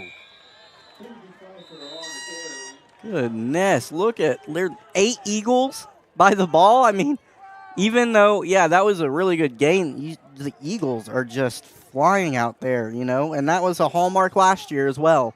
If you take away the 3 sacks that Sequoyah has, Kansas has a -1 rushing yard. That's just on 4 attempts. That's crazy. That's the numbers you see when Ohio State plays somebody like Alabama State or something. Usually, yes. So 3rd and 7. It's another rollout to his left being chased. It's a floater. That one's caught by Rebel Hayes and thrown down at the 34. A gain of 20. And that is an impressive throw by the freshman. Again, going to his left away. They spiked the ball here. But going away, throwing it up, and Luke Ryan was right there. Maybe mistimed his jump by a half second, but that's all it takes. Just a perfectly placed ball. And a great job by Hayes going to the highest point and bringing it down because Mason Weeks was coming. That was only an 11-yard gain. I said that was Rebel Haynes, right? Number 0? Yep. Number 0, Rebel Hayes. Just making sure everything's right in our stat book. We have a new stat book this week. Haynes back to pass. Eagles only bring 5. Finds an open receiver, but it's dropped by Ortiz. Yeah, Ortiz can't blame his quarterback for that one. That was a good pass. Although it took him to the ground, it was in his catch radius. You got to come down with those. And you know what? Also, Sequoyah being up 21-13, rattling off 2 straight touchdowns, that takes a game script out of what Kansas is comfortable doing. They're normally just a slow I formation team, and now they're having to run so much shotgun. 2 tight end look with 2 receivers. Haynes back to pass, has an open receiver. Eagles just playing deep, and that one's dropped again by Ortiz. I couldn't tell if he had a chance to catch that one or not. I think he did. I think it hit him right in the chest. Something I've been wanting to talk to you about all night, if we can run that replay again really, really quickly as the Comets get ready for this 4th and 10. He never holds the laces. If you look at the ball, he has the laces in, and he's holding the ball on the backside. Which is definitely not what most quarterbacks feel comfortable doing, but if it works for him, then... But it hasn't. He's 5 of 13 for for 55 yards. You're right. He had 1 chunk play. I would actively say that it's not working for him, Dakota. Well, when your receiver's dropping it, too. 4th and 10, getting some pressure. He's got green grass, chunking it deep downfield, and it's going to be caught. Zach Adams again, 34 yards. Mason Weeks is there in position. Yeah, he is, but Zach Adams just slightly the better athlete. I mean, able to high point it again, and, Weeks just really didn't have a shot. Got turned around, not able to get any momentum for a good jump. And so that's big for Kansas. Now they get a chance to come out in the second half because they will get the ball to start. There's 39 seconds on the clock, but they got to go for 2. It's Haynes again looking Adams' way, and it was almost picked off, but I don't know if he would have been able to return it. That was Mason Weeks getting the PBU there. Getting a little revenge.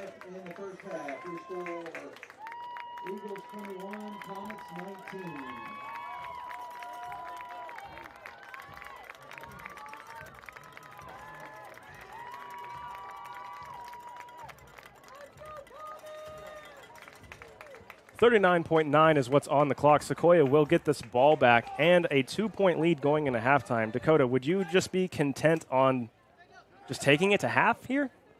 39 seconds. And as mistake-prone as we have seen the Eagles be, I would definitely take it to halftime here. Especially, how big was that Luke Ryan block, by the way?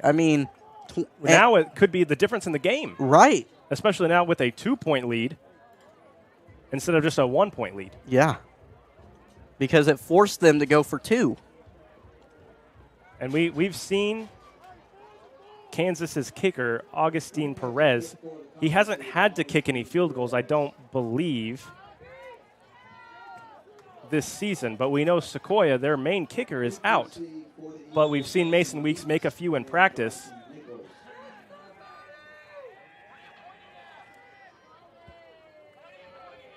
Perez kicking off again. This one's deep down the right side. That one's just dies at the 14. It's Nichols making a cut and getting out to the 25. 36 seconds on the clock. That is a good job by Nichols, taking it and able to get out for a little bit more breathing room. And with no team having any timeouts, I doubt anything happens here. Yeah, I don't think we'll be seeing any tomfoolery.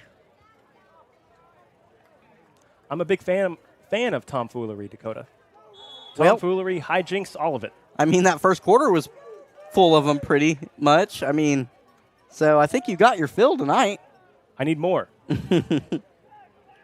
Let's see. It looks like Sequoyah will not come out and take a knee. Here's Gilbreth up the middle. Has some room. Got out to the 35. That's a gain of 10. Now, are they going to hurry up? It doesn't look like they're showing any urgency. But the clock does stop until the ball is and the chains are moved. Although they started the clock early, the chains were definitely not down yet. First down and 10 for the Eagles. So about 20 seconds. We'll see if they're content or if they will run another play. Here's Gilbreth again and lowers his shoulder again. Down to the 41. So 6 more. 3 seconds left, and that'll do it for the first half. Eagles lead 21-19 at the break. Make sure you stick around for the halftime shows from both bands here on Kansas's homecoming night.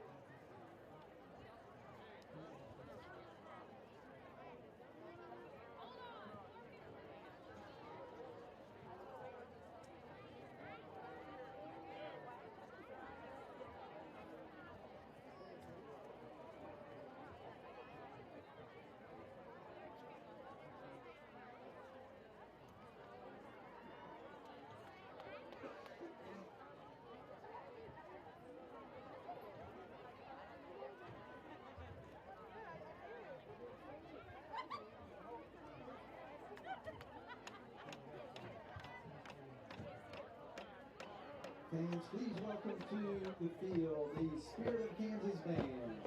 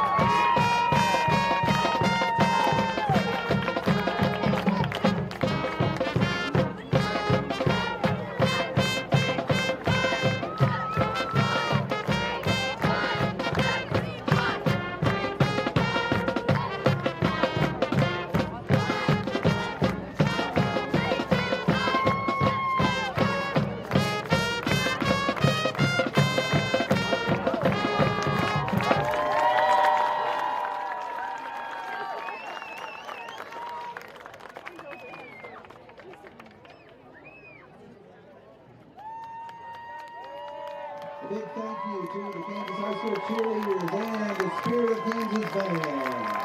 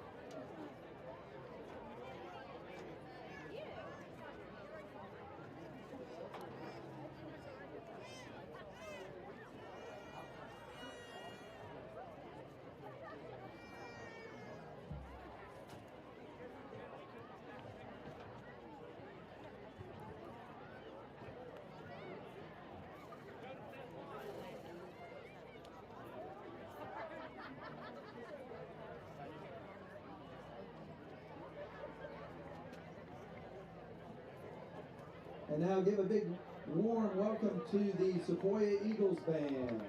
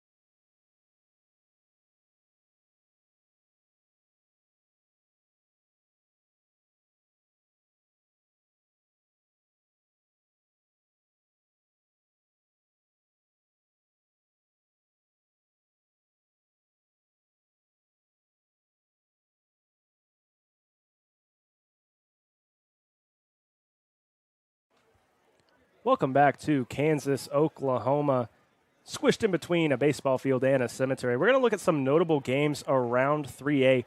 Number 3, Sulphur, after beating Washington last week and snapping the state's longest active win streak on the road at Davis. That is a really big rivalry down there in southern Oklahoma. Also back here in the Metro, we got Metro Christian at Cascia, Berry Hill at Bristow, and Verdigris, number 15 in 3A.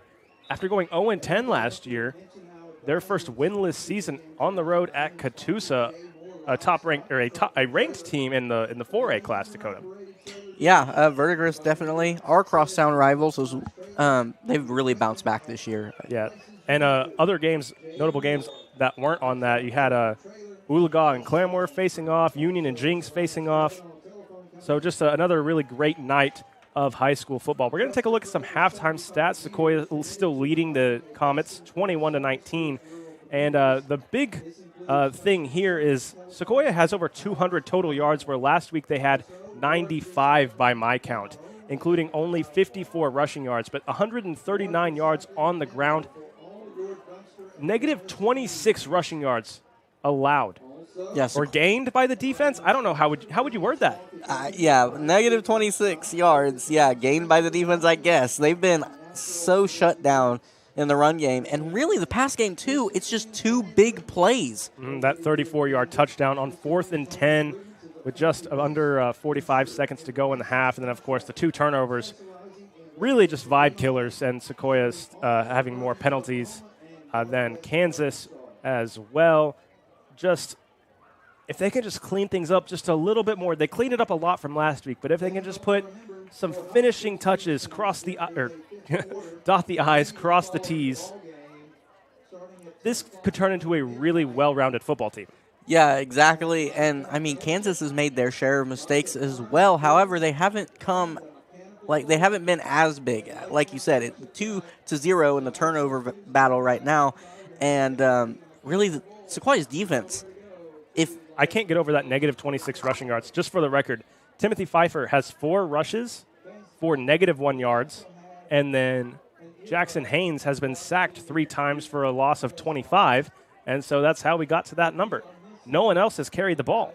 They have 4 real rush attempts. And that's exactly out of the game script that Kansas wanted to be in tonight. They've been so shotgun heavy because they've had to throw to stay in it, and it's worked because of the big plays. And because they've been behind the sticks is why they've had to keep throwing the ball. Right. Not a great play call to run the ball on 3rd and 18. Right. But Jackson Haynes, just a freshman, and at times he's looked like it. He's missed a couple throws, missed a few open receivers, and then he'll throw a 34-yard touchdown pass on 4th and 10 with the clock winding down. He also hasn't been helped out by his receivers either. They have at least 3 drops.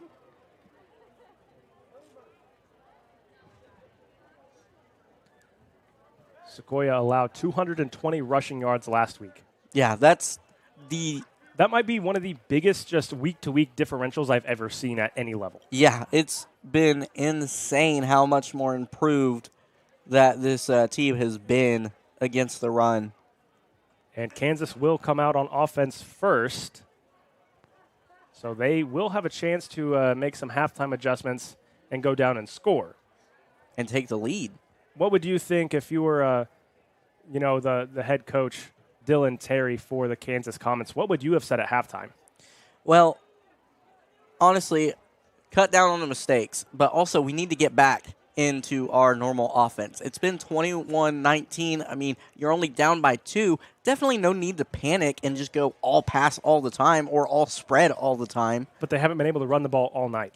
Yes, they haven't, but they haven't been in I formation near as much as they usually are, which is where most of their rushing success comes from because they've been playing from behind. Would you say that this would more be on the offensive coordinator then? Because it seemed like they came out really pass happy that second quarter.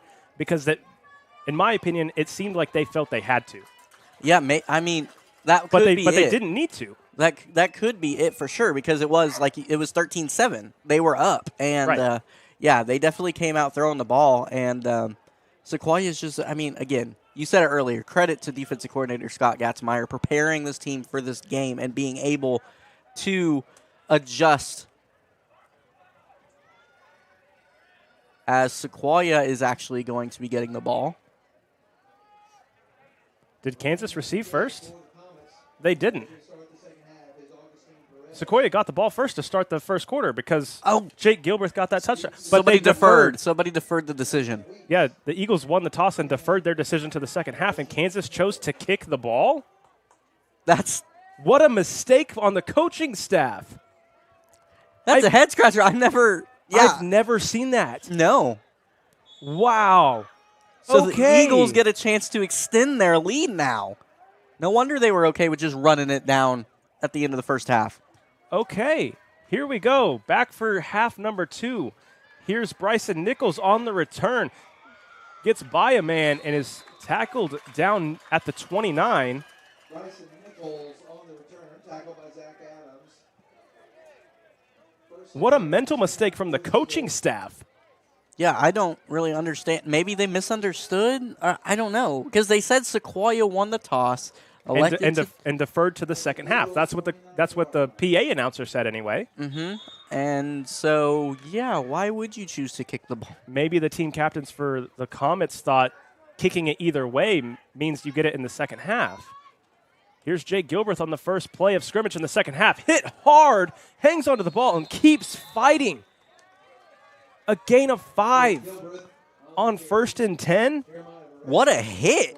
I mean, the way Jake was able to just eat it, spin around, keep going. Man, that's one tough kid.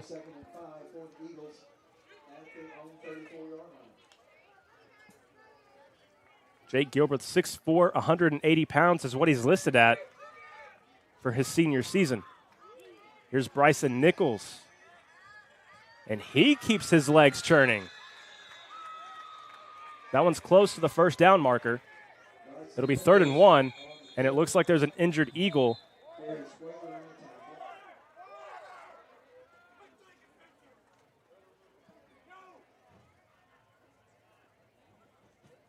Can't tell who that is right now. But we will step aside as they tend to the injured Sequoyah player.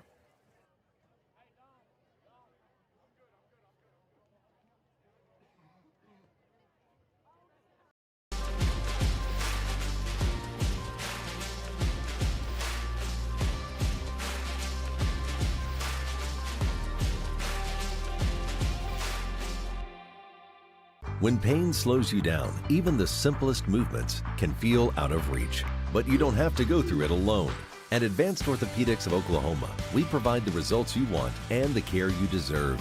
From diagnosis to recovery, our specialists offer advanced treatment and personalized care so you can heal and get back to what moves you. Because life keeps moving, and we'll keep you moving with it every step of the way. Advanced Orthopedics of Oklahoma. Heal, recover, advance.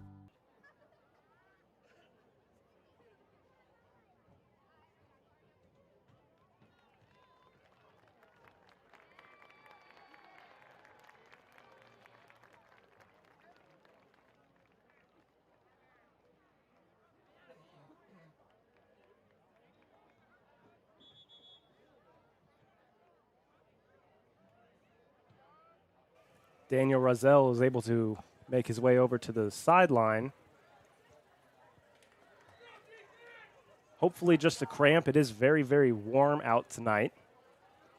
Hydration going to be a key factor as we go through this second half. Eagles quickly onto the ball. Here's Jake Gilbreth on 1st and 10. Spins his way out and is going to get 5 more. Another big hit taken from Jake Gilbreth. Yeah, that was a dangerous play. He got off of his feet. You see the great contact balance to spin away there, gets pulled on from behind and leaves his feet, and he just gets pounded into the ground. And I do want to mention Jake Gilbert just went over 100 rushing yards on the night, including a 47-yard and a 2-yard touchdown run. And now it's a handoff to Isaac Cagle going to the right, and he's hit in the backfield. That's going to be a loss of 3 back to the 39. They loaded up heavy on the left side. Excuse me, the 41. and ended up doing that little misdirection spin play, but just not enough blocking. Kansas doing a good job containing that play, and Cagle stopped in the backfield.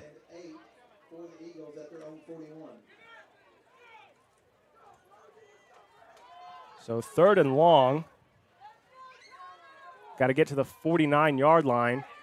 Here's Isaac Cagle. He's got space over the left side. Makes a cut, gets the first down, and is spun down in Kansas territory at the 47-yard line. They do the same play, but over to the other side. And, man, you talk about long strides. Cagle looked like he took like 6 steps to get that many yards. A gain of 12 on 3rd and 8 for Isaac Cagle. Again, in the lineup, getting more carries because of the concussion protocols from Logan Townsend. Here's Bryson Nichols. He bounces off the right side, and he's going to get close to the first down marker. He's going to be marked just short.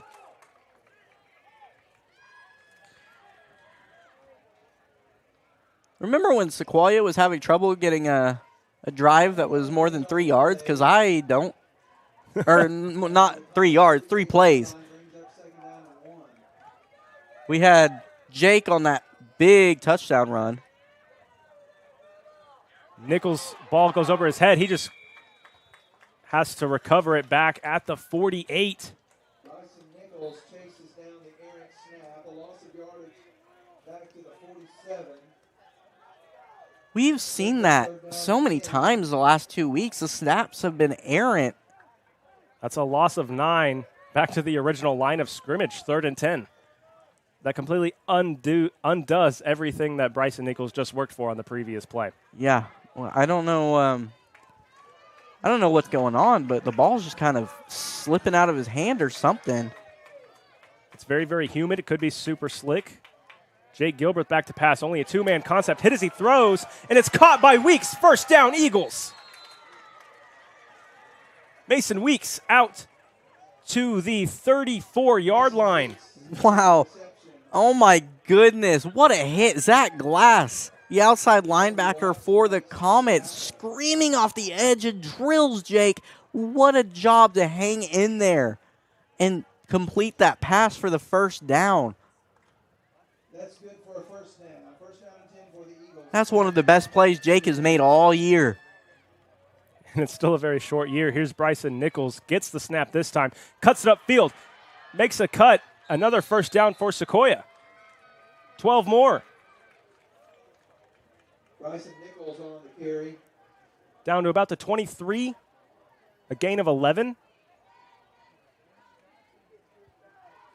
Since the Eagles' last punt, I'm very, very curious on their average yards per attempt. Overall tonight, 5 1/4 yards every time they run the ball. Another first down. Here's Jake Gilbreth, tackled after a short gain.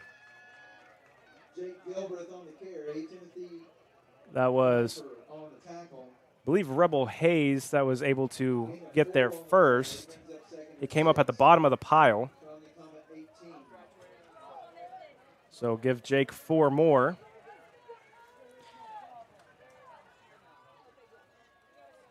Here's Nichols again. Following his guard that's pulling. Asher Evans was the pulling guard. Bryson Nichols on the carry. Not much doing on that one. Maybe a yard. And this is another very long drive by the Eagles. 11 plays so far. And nearly half the quarter chewed up. Yes, 1 yard for Bryson Nichols there. But we're already down nearing the 6-minute mark. This is a perfect drive for Sequoyah. Yeah, this is their brand of football, smash mouth. Jake Gilbreth wrapped up in the backfield. I think that was Zach Glass there first.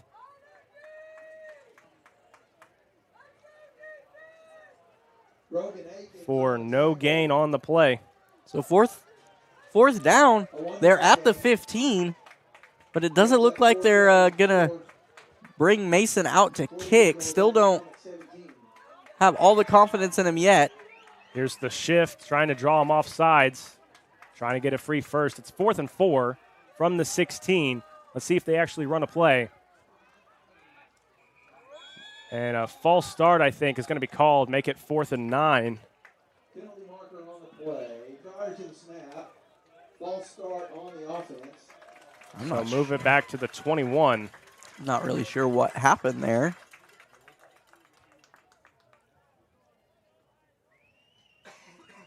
So that's Sequoiah's 6th penalty for 43 yards. Yeah, it looked like there it was just, I don't know, a delayed snap or something. Everybody was moving.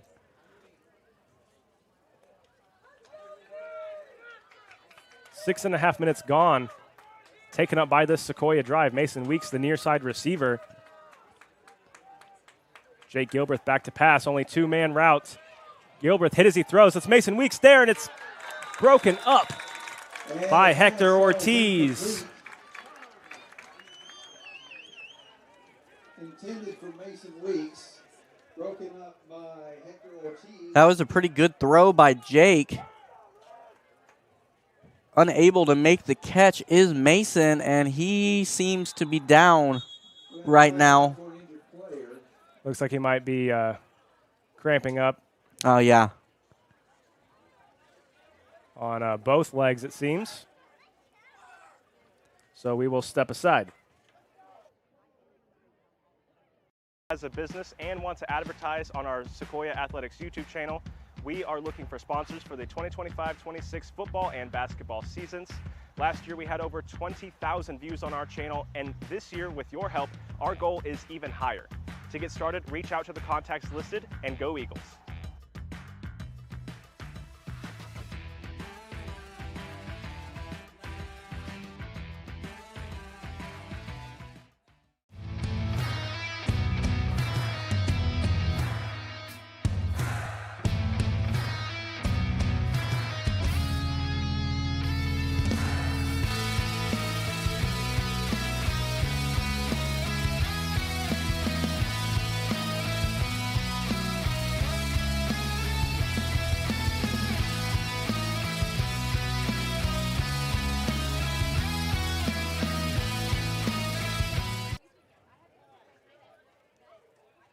As we're still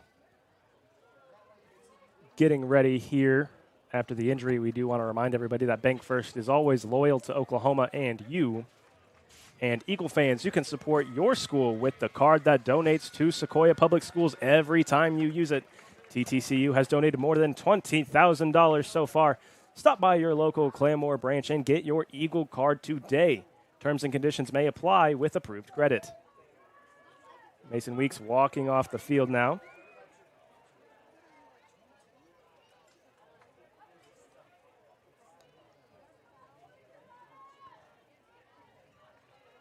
And that's the first time the Eagles have been stopped, besides the end of half, since 7.5 minutes left in the first quarter.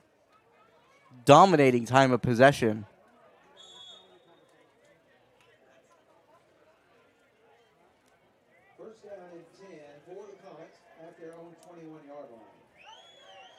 So after all that, it's 1st and 10 from the 21 for Kansas. Haynes under center, hands it off to Pfeiffer, finds a crease, and he'll get about 7. That was actually Zach Glass on the run there, which I believe is his first carry. I haven't seen him carry the ball, haven't called his name much tonight on offense. And you know, another thing that I've noticed is I don't know why Kansas isn't like looking at that game last week against Concord and just staying with the run. Like, why did they go away from it in that first half?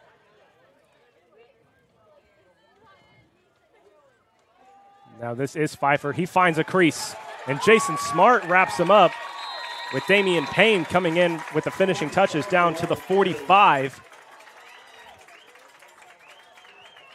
Jason Smart on the tackle. The gain all the way out to the 46-yard line. It's first down and 10. And yeah, that was how long was that run? About 20 yards? Yeah, I think Kansas now, as they line up in their third straight I formation, they've recognized the Eagles' defense can be had in the middle, I think. Pfeiffer again.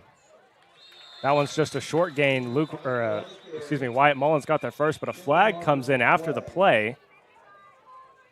Looks like this is going to be face mask on Sequoyah.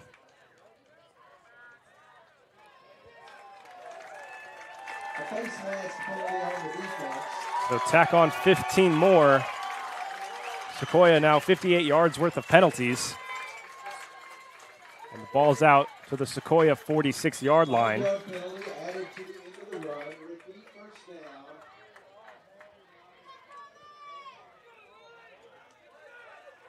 Excuse me, that was only a 10-yard penalty. So make it 53 yards of penalties for the Eagles. Here's Glass again. Getting the first down.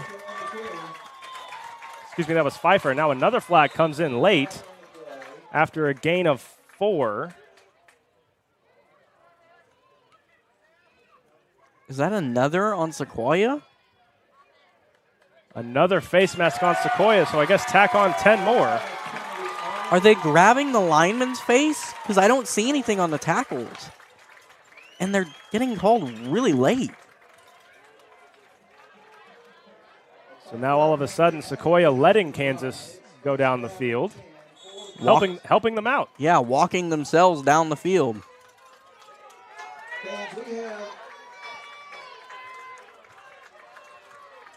First and 10. It's Pfeiffer again, looking for the right side. The Eagles are there, but Pfeiffer's able to fight for 5 more.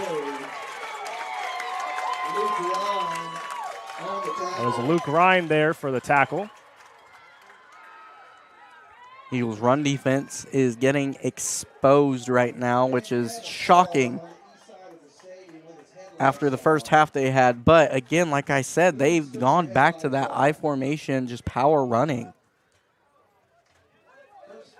2nd and 5, and yeah, they have been really running the ball here in this drive. Pfeiffer again gets by Wyatt Mullins and Jason Smart, the next man up. And yeah, the Eagles are starting to get gashed.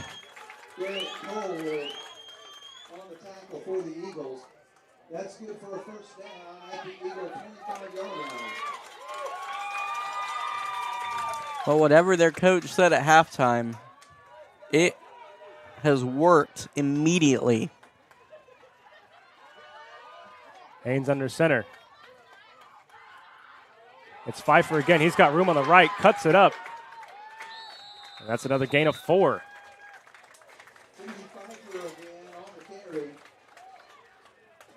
No pass attempts this drive. Derek Cole makes the tackle for the Eagles. Attention fans.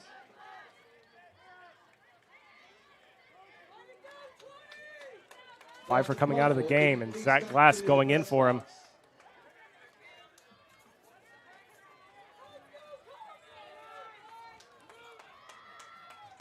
Second down, 6 yards to go for the Comets. What you doing? Haynes back to pass. He's got a wide open man, and it's off the fingertips of Barrick Atkins. That's another drop by this Comets receiving core. Yeah, this time they're like, hey, let's go play action. We've been running it so well. Great play call. Yes. They had multiple open receivers. Yep, and again, receivers letting the freshman down.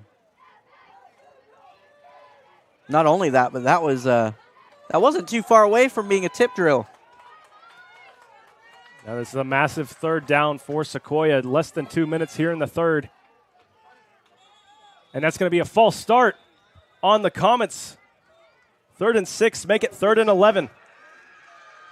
Zach Glass getting too excited in the backfield. He flinched, and the ref saw it.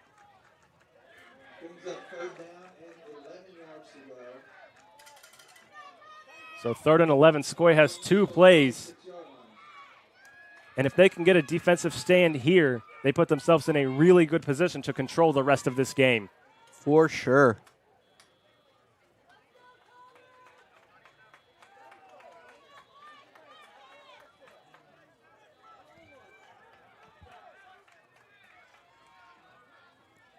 Haynes under center again. That's another play-action pass. He's got Adams open in the corner, and it's broken up by Mason Weeks. Back in the game after those leg cramps. Gets a critical PBU.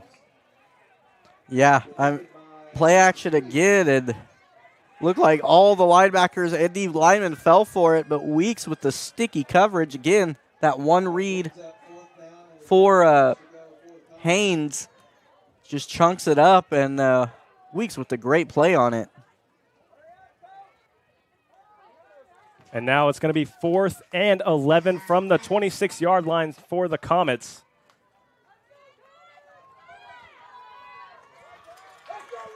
And you have to imagine this is going to be a pass. Haynes is by himself in the backfield, and a timeout taken by Kansas to think it over. And while they take a timeout, we want to remind you that Advanced Orthopedics of Oklahoma is the region's sports medicine authority and the official orthopedic and sports medicine provider for Sequoyah Public Schools. Advanced Orthopedics of Oklahoma is focused on providing you with the personalized orthopedic care you deserve. For the area's best teams and the athlete in all of us, Advanced Orthopedics of Oklahoma is the region's sports medicine authority.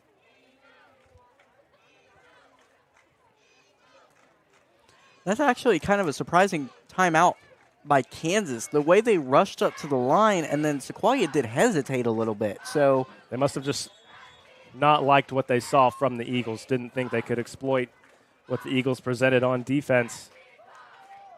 Because I thought for sure Sequoyah would have been the one to call a timeout there. So from negative 26 yards at halftime, rushing yards, to 13 rushing yards now. That is 40-ish rushing yards this quarter alone.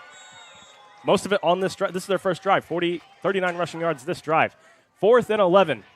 Haynes back to pass. He's looking deep. He's got plenty of time. Now he's under pressure and throws it late. And now it's going to be picked off by Mason Weeks. Who needs two hands anyway? Mason Weeks down to the 29-yard line. The Eagles force their first turnover tonight, and now 2 flags come in late. I think this is going to be on Sequoyah. I think they're going to be backed up after the play. Great job by Weeks. He has really been awesome tonight. Again, one arm, and yet he's caught a touchdown, he's got an interception, and some big first downs. And more critical pass breakups on that third down. Yeah. So it will still be Sequoyah ball, but we're going to be backed up 15 yards. After the interception, we have an illegal block in the back. Another block in the back penalty. Man. So that's going to move it from the 29. Is that half the distance or just a 10-yard? I think it's just a spot foul. Okay, yeah, but they did lose 10 yards. So back to the 21. Excuse me, the 19. But that is 10 more penalty yards on Sequoyah. They're up to 73 now on 9 penalties. But they are still, after that last drive, you never want to be backed up. You never want to go in reverse. But after they controlled that last drive, does that give them a couple extra plays? Yeah, I mean, look, you see, Kansas has been soft all night. Here's Luke Ryan. Haven't called his name much tonight. He finds the hole and is able to get 5. Luke Ryan on the carry. And then he knows he could have gotten more on that, but a good tackle. A gain of 6 on the play, brings up second and 4 for the Eagles from their own 20.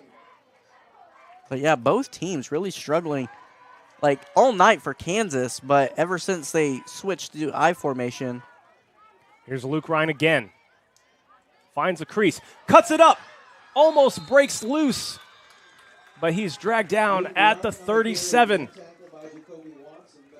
And that was going into my point. I mean, both teams have just been in this half all night for Kansas, but this half for Sequoyah have just been so soft against the run. It's a good job by the Eagles, though, especially how the Comets were able to run the ball to sustain a drive, not go 3 and out backed up like that.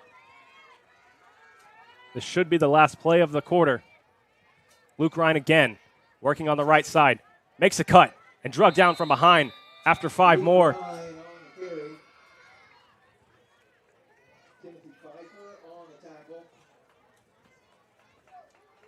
Should be 2nd and 6 as we head to the 4th quarter. We will step aside and let you hear from our sponsors. The Eagles still up 2 after 3.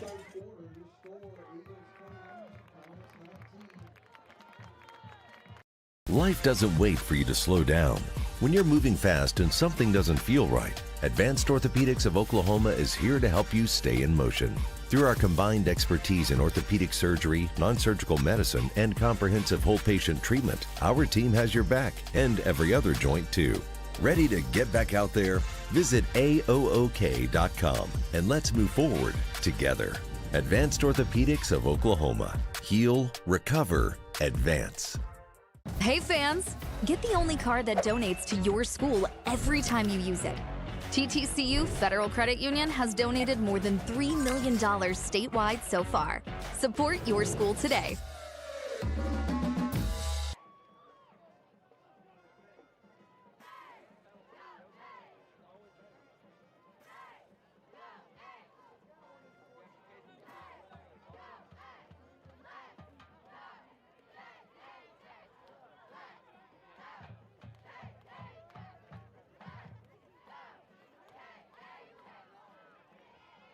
As we start the 4th, we want to remind everybody again that Bank First is always loyal to Oklahoma and you.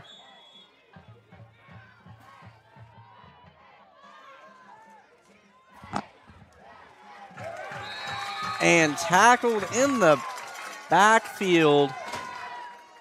That was Isaac Cagle, just unable to get anything.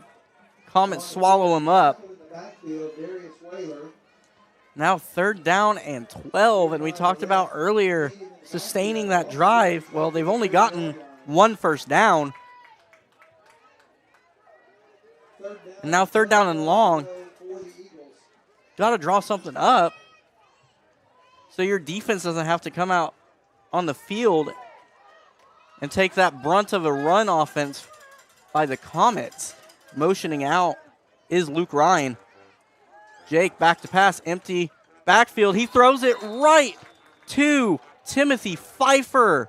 Almost picked off but dropped, as drops have plagued the Comets all night, but there is a flag on the play.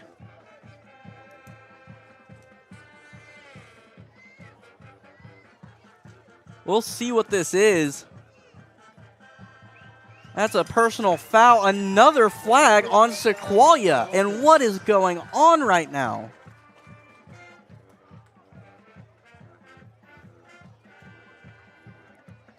Four penalties in pretty much virtually a quarter, and they've all been huge backbreakers. Are you surprised that Kansas declined that penalty or accepted that penalty to make it 3rd and long again versus 4th and 12? I think they're playing the field position game because I think they feel like they could stop Sequoyah here. No, they do decline it now to make it 4th and 12.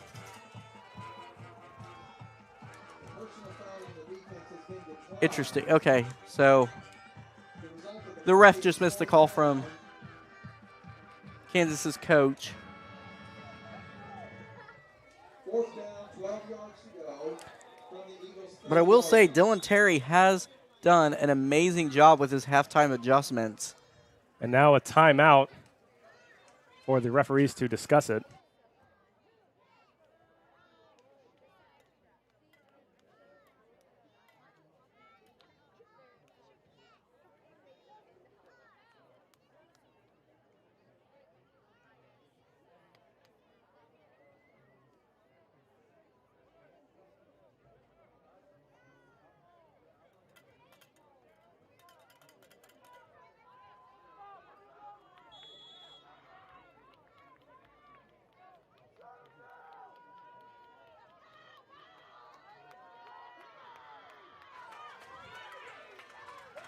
Bryson Nichols back to punt now. A booming kick. And nobody back for Kansas, but it doesn't take quite an Eagle bounce. And Derek Cole will down the ball at the 34.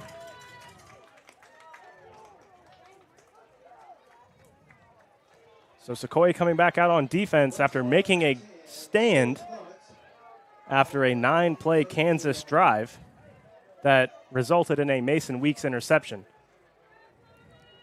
Yeah, that was a quick third quarter with how much the ball was ran. So, I mean, it virtually hasn't been too long in terms of actual time that the Eagles have been on defense. Here's Pfeiffer again, fighting through contact and getting about 13.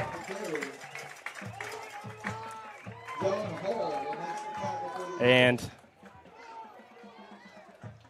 Eagles still can't really stop the bleeding right now. Now, Dylan Terry in the locker room fired up his guys, said, let's get back to what we do best.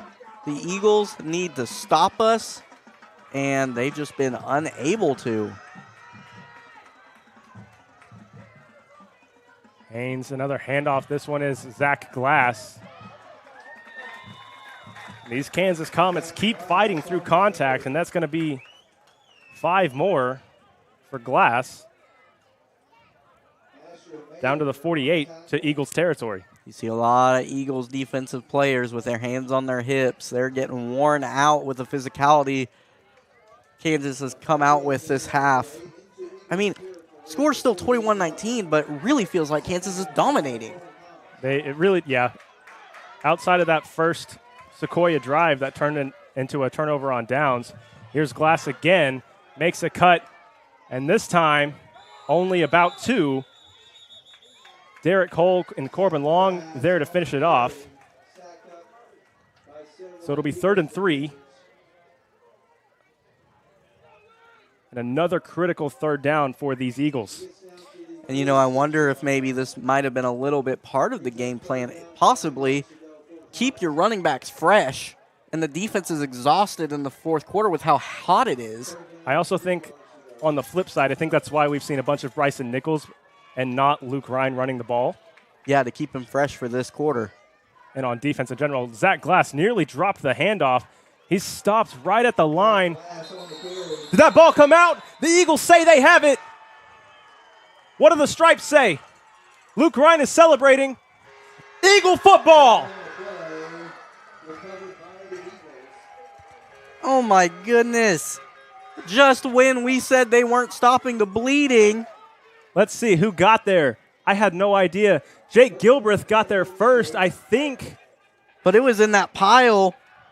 I think that might have been. Well, I don't know.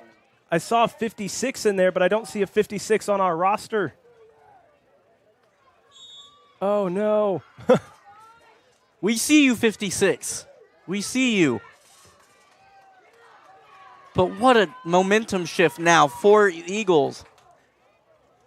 And now here's Bryson Nichols. Can hit hard behind the line. It's Jacoby Watson. That'll be a loss of 1.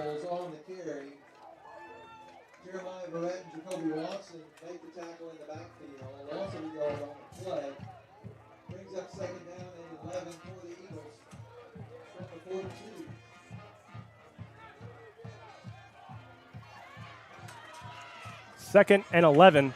Here's Gilbreth. Makes a cut, looking for room. Finds about 3 yards, trying to extend that ball. Man, Jake better be careful. He's done that a lot this game, extending that ball for those extra yards. That's an easy way to get it punched out. A gain of 4. Especially when you run it up the middle so much like he's been. He's at 110 rushing yards with 2 rushing touchdowns. The biggest thing right now is the Eagles have to get this first down and keep that clock moving. You cannot give it back to Kansas after you force that fumble. Do they dare pass it?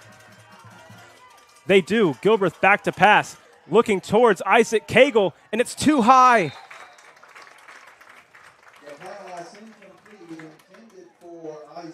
And that was a good play call drawn up by Coach Gilbreth. Just a little too tall for Cagle. They started almost double covering Mason Weeks there. I mean, as they should. 7 receptions, 77 yards, and a touchdown. Sequoyah lining up like they're going to go for it, but they've done this a few times. And Bryson Nichols backs up. Zach Adams, and it's blocked! Barrick Akins, that ball's still loose. It's Joe Starr on the recovery.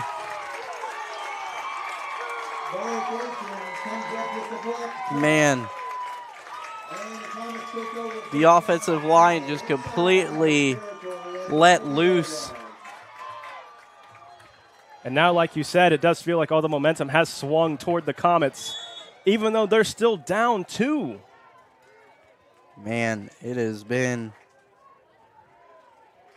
a rough second half so far. No one scored after that explosive first quarter.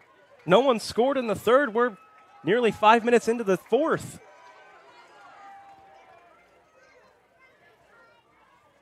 Pfeiffer again.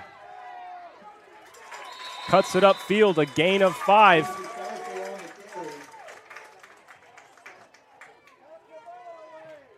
Second and 5, the clock still moving, making its way towards 7 minutes in the fourth.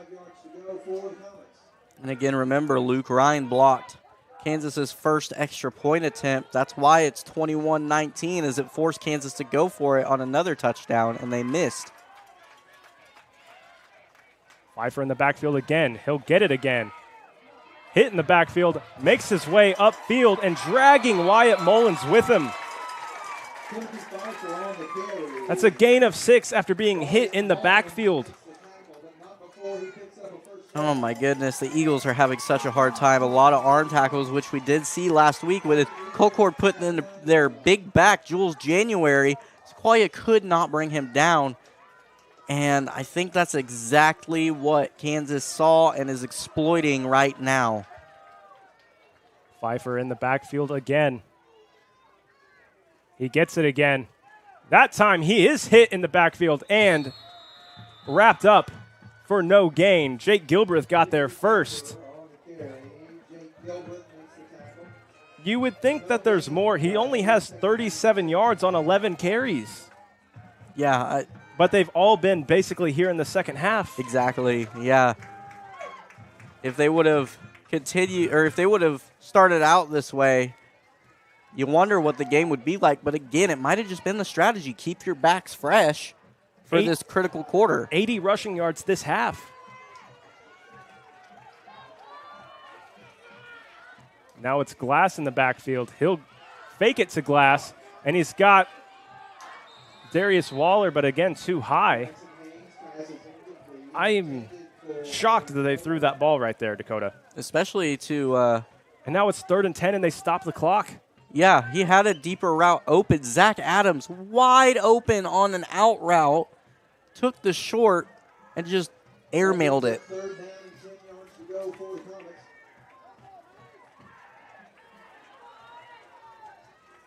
Jackson Haynes going into the huddle.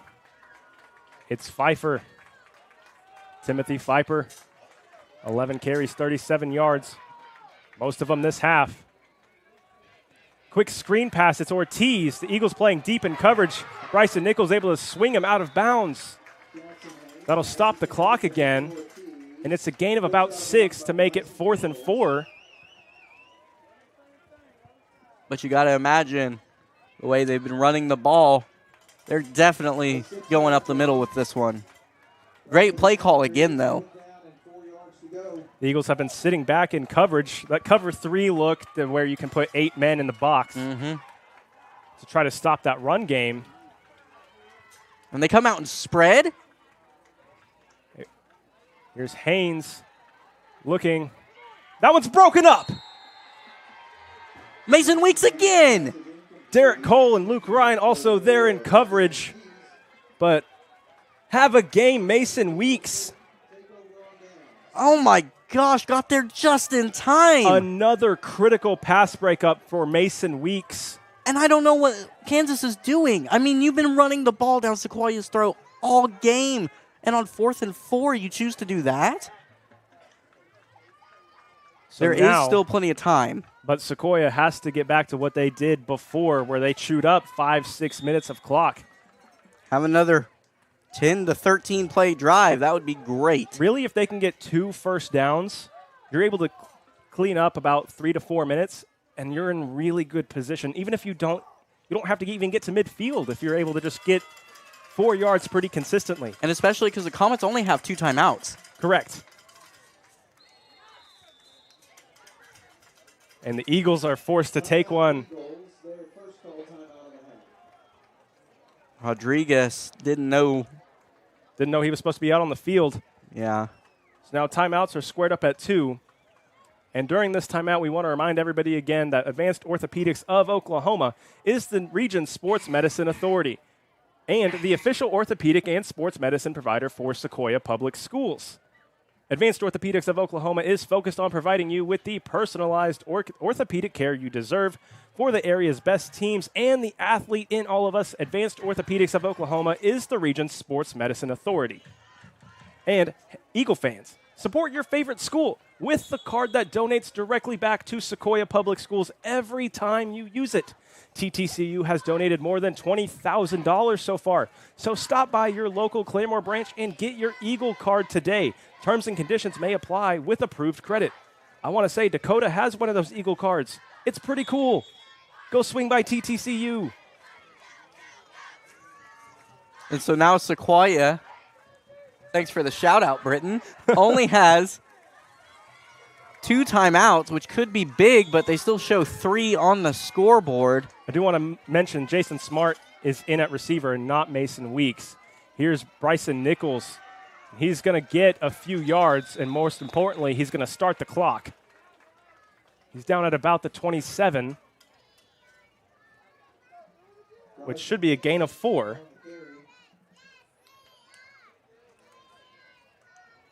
Bryson has 15 carries for 25 yards, only 1.6 per carry tonight, but that does include a couple of negative plays where he had to dive on the ball in the backfield. Yeah, overall, I mean, the Eagles, like we said earlier, they've really been able to run the ball a lot better this week. I've been very impressed with Bryson as a sophomore coming in here and doing this tonight. Here he is again, hands it to Isaac Cagle. And Cagle's hit at the line for no gain. You cannot have that. 3rd and 6, 4:45 remaining. Dakota, they call this crunch time. Exactly, crunch time. You got to get a first down. You cannot go 3 and out. With the way that the Comets have ran the ball, I mean, you're not going to touch the ball again, more than likely. Unless they score on another big passing play like they did at the end of the first half. 34 yards from just Jackson Haynes to Zach Adams. 34 yards on a 4th and 10 play. Weeks now the far side receiver. Gilbreth back to pass. It's a quick pass to Weeks, and it's low. Gilbreth got hit, and it will be a 3 and out for Sequoyah. 4:06 on the clock. Yeah, they were really hoping Weeks could maybe break a tackle.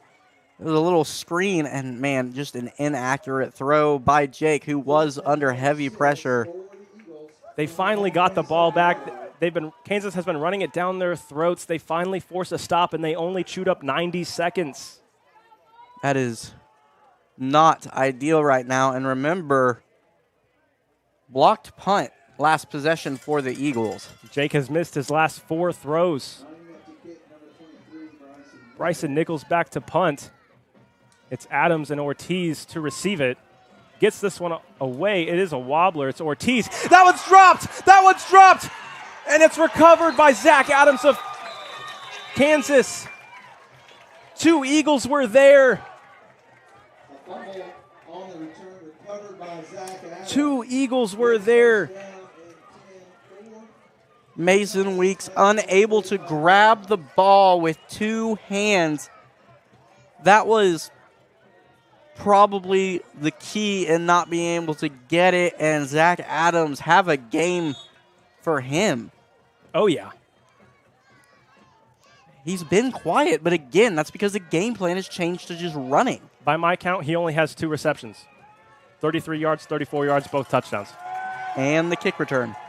Yes, the kick return. So maybe that 33-yarder wasn't a touchdown. I can't remember anymore. Here's Haynes back to pass, which is a little surprising. He's got all day. Now being chased out of the pocket. and now ran out of bounds by Ivan Crittenden, which is a new name we haven't called. Also Chandler Eagle in there on that defense. And also Levi Kocius in there as well. Eagles getting some fresh bodies in. Yeah, our defensive line is exhausted with this new physical Kansas Comet football team. I mean, it looks like two completely different games.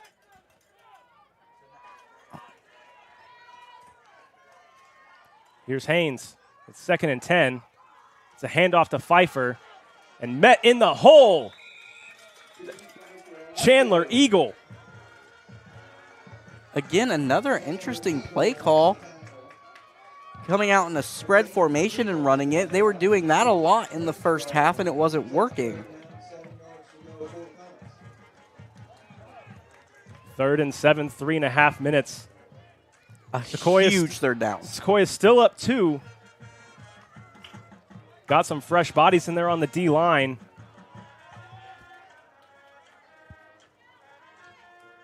Here's Haynes back to pass again. Looking down to his right. Fires over the middle, and it's dropped.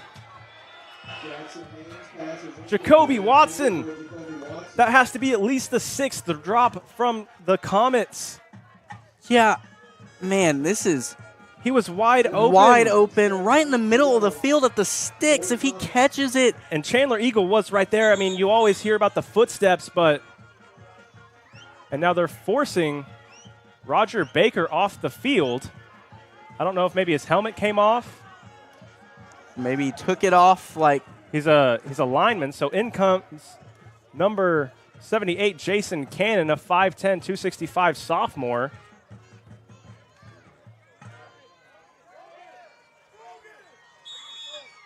No, not him. Number 52 is coming in. Brogan Akins. Akins just recovered that punt. They did send Cannon out for a second. Kudos to him for a heads up. 4th and 8. This could be it. 3:10 left. Haynes back to pass, looking to his left. Pressure immediately from Eagle, and it's going to be caught. It's Rebel Hayes right at the sticks. He might be short. He might be short. They say no, first down. The original spot was right at the line. Yeah, the original spot was like at least half a yard short. Wow. That is surprising. And I'm sure they're going to get a measurement here. I mean, you can see where that 4th down is on the far sideline. I mean, it's right there. It's actually, it says 4th down still. Well, it was the original spot that the referee was at, and he moved the ball up at least half a yard. Because he cut. And whenever you cut, whenever you're trying to make a move to get around, if you go backwards, voluntarily go backwards, you lose that yardage. And it's like they didn't count that. So let's see. Got Tristan Thompson, number 72, right there in the way. And that is so close. That is so close. That is so close. Pull out the index card. Eagles waving their way. It looks like Kansas doesn't even... The officials have no idea. The officials have no idea. They rule it a first down anyway. You cannot tell. They had no idea, and they just pulled something out of a hat. That's disgusting. Gave a favorable spot anyways. That's disgusting. Unbelievable. I cannot believe this. We do our best all the time to never judge referees as best we can. That is egregious. That was ridiculous. You cannot make that call. He just guessed. He had no idea. He hesitated and then guessed 30 seconds later. The Eagles better come out playing ticked off now. 3:04 left. Haynes rolling out to his right. He's got pressure immediately. Under pressure. Jake Gilbreth got him! Ball don't lie! A loss of 15. And now a timeout for an injured Eagle. I believe that's Braxton Watkins. We saw him come out last week.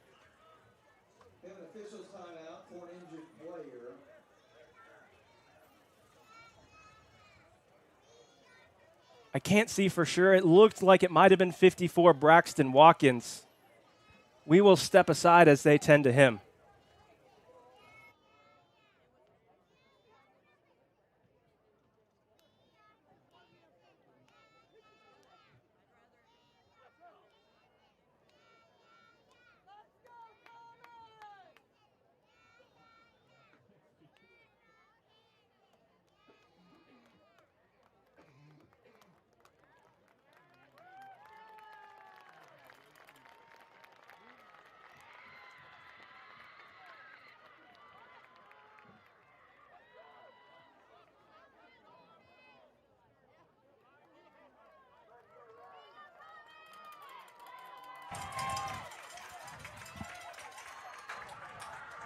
Let's take a look again.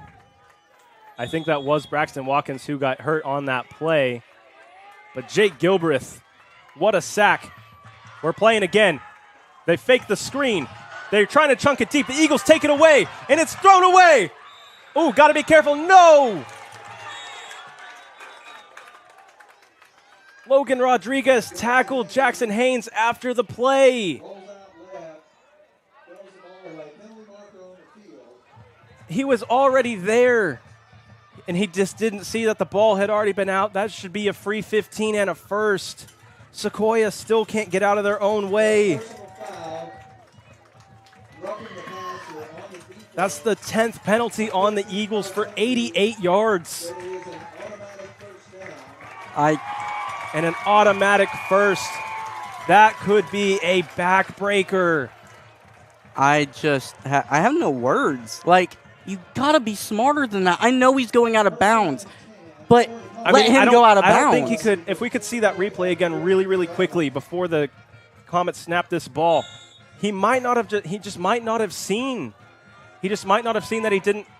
Yeah, I don't know. Just a mental mistake. 2:33 left. Haynes again looking to his right.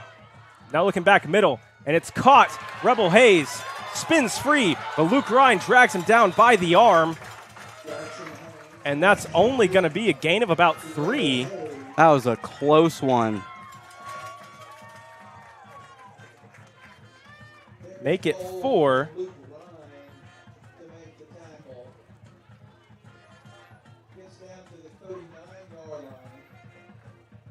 And this clock is still ticking, but with 2 minutes left on the Eagles' side of the ball, they have plenty of time. I'm surprised they're throwing it. Haynes is 10 of 24. Haynes back to pass again. They think they need chunk plays. He's going to take the check down. Pfeiffer at the 33. That should be a gain of about 6. Mason's indicating that the clock should be rolling, but I think he was pushed out of bounds.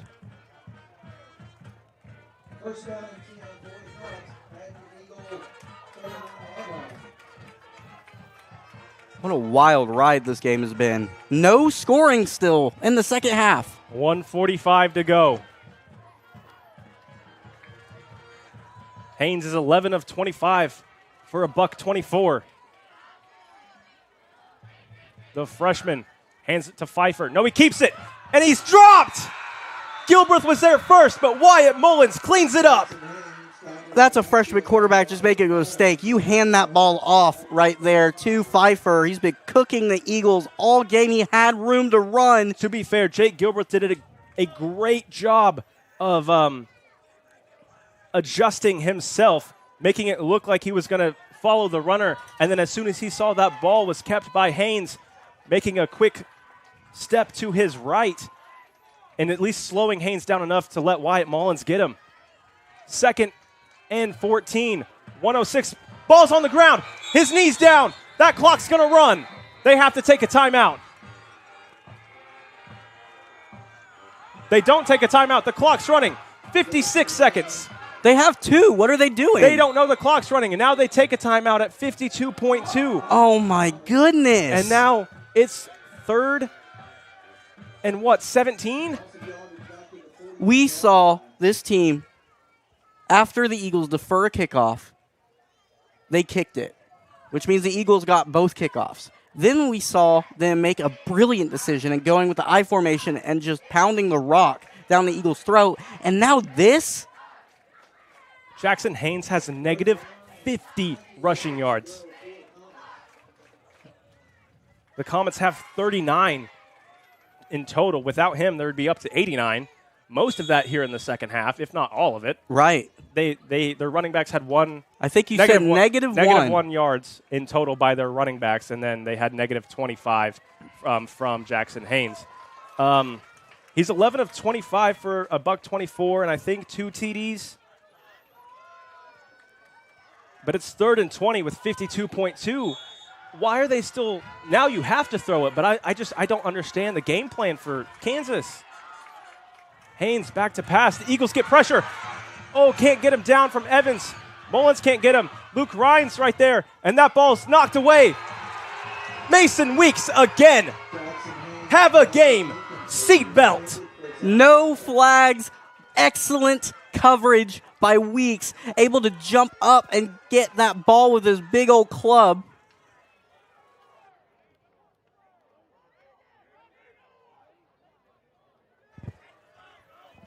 And now it is do or die. Kansas did take a timeout, I think.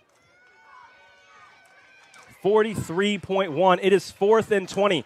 Either way, the Eagles have 20 yards. One stop and you win the game. Haynes back to pass, looking to his left. Chunks it to his left. Picked off! Picked off! Mason Weeks calls game! Mason Weeks calls game! Start the buses! We're going back to Sequoyah winners, baby! Have a game, Mason Weeks! Unbelievable. After all that adversity just on that final drive alone, Mason Weeks back-to-back huge plays. Definitely our player of the game, for sure. I don't think there's any question, although we've had multiple Eagles play great tonight. And that'll be the stat line for Jackson Haynes.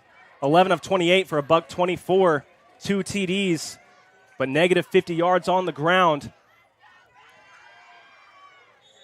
And Jake Gilbreth takes a knee. And they won't have to do it again. They won't have to do it again.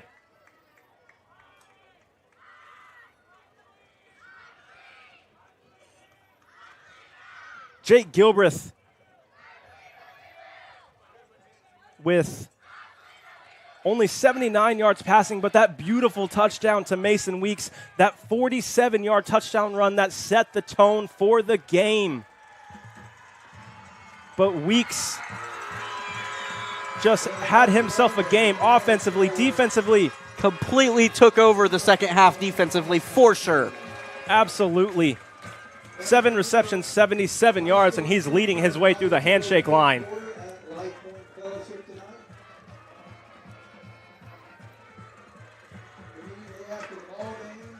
Again, that final drive for the Comets, so much. Thought they had a stop on 4th down. The refs give it to them anyways. And then to come back from that, allowing a big play right after, coming back from that to completely just win the game. And to fight through the turnovers. How many turnovers did Sequoyah have? 3? 2? I think 3. Well, block punt and turnover on downs. We don't count those as official stats. So 2 turnovers, but so many penalties. And then for Kansas, they also had 2 as well, I believe. Or did they have 3? The 2 interceptions, and then they had a fumble, right? Yes. Okay, so 3 for Kansas. And the difference was those turnovers came in the second half with Sequoyah leading. They weren't able to make much out of the individual turnovers, but the last one they got was the one that counted with Mason Weeks. So we're going to take a look at some final stats, just doing some finishing touches on the scorebook. 21-19, the final score. The Eagles 196 rushing yards. They went over 200, but the final kneel down took them back under the 200 mark. 79 passing yards, 10 penalties, 2 turnovers. Still a lot to clean up, but overall much better top to bottom this week. For sure, and just to show that you could fight through adversity like this Eagles team did. I mean, that entire second half was completely dominated by Kansas's run game. A few questionable decisions to go away from the run late in this game, plus not using the timeout. What a wild one. 21-19, the final score. We're going back to Sequoyah 1-1 on the season. Our next broadcast will be Monday when softball takes on the Commerce Tigers. And then, as always, we will be back here as Sequoyah football hosts Manford next Friday night, 7 p.m. kickoff with a 6:30 pregame show. As always, follow us on X, formerly Twitter, Instagram, and now TikTok at SEQ1 Athletics. And as always, subscribe to the channel. We're going home winners. We will see you next time.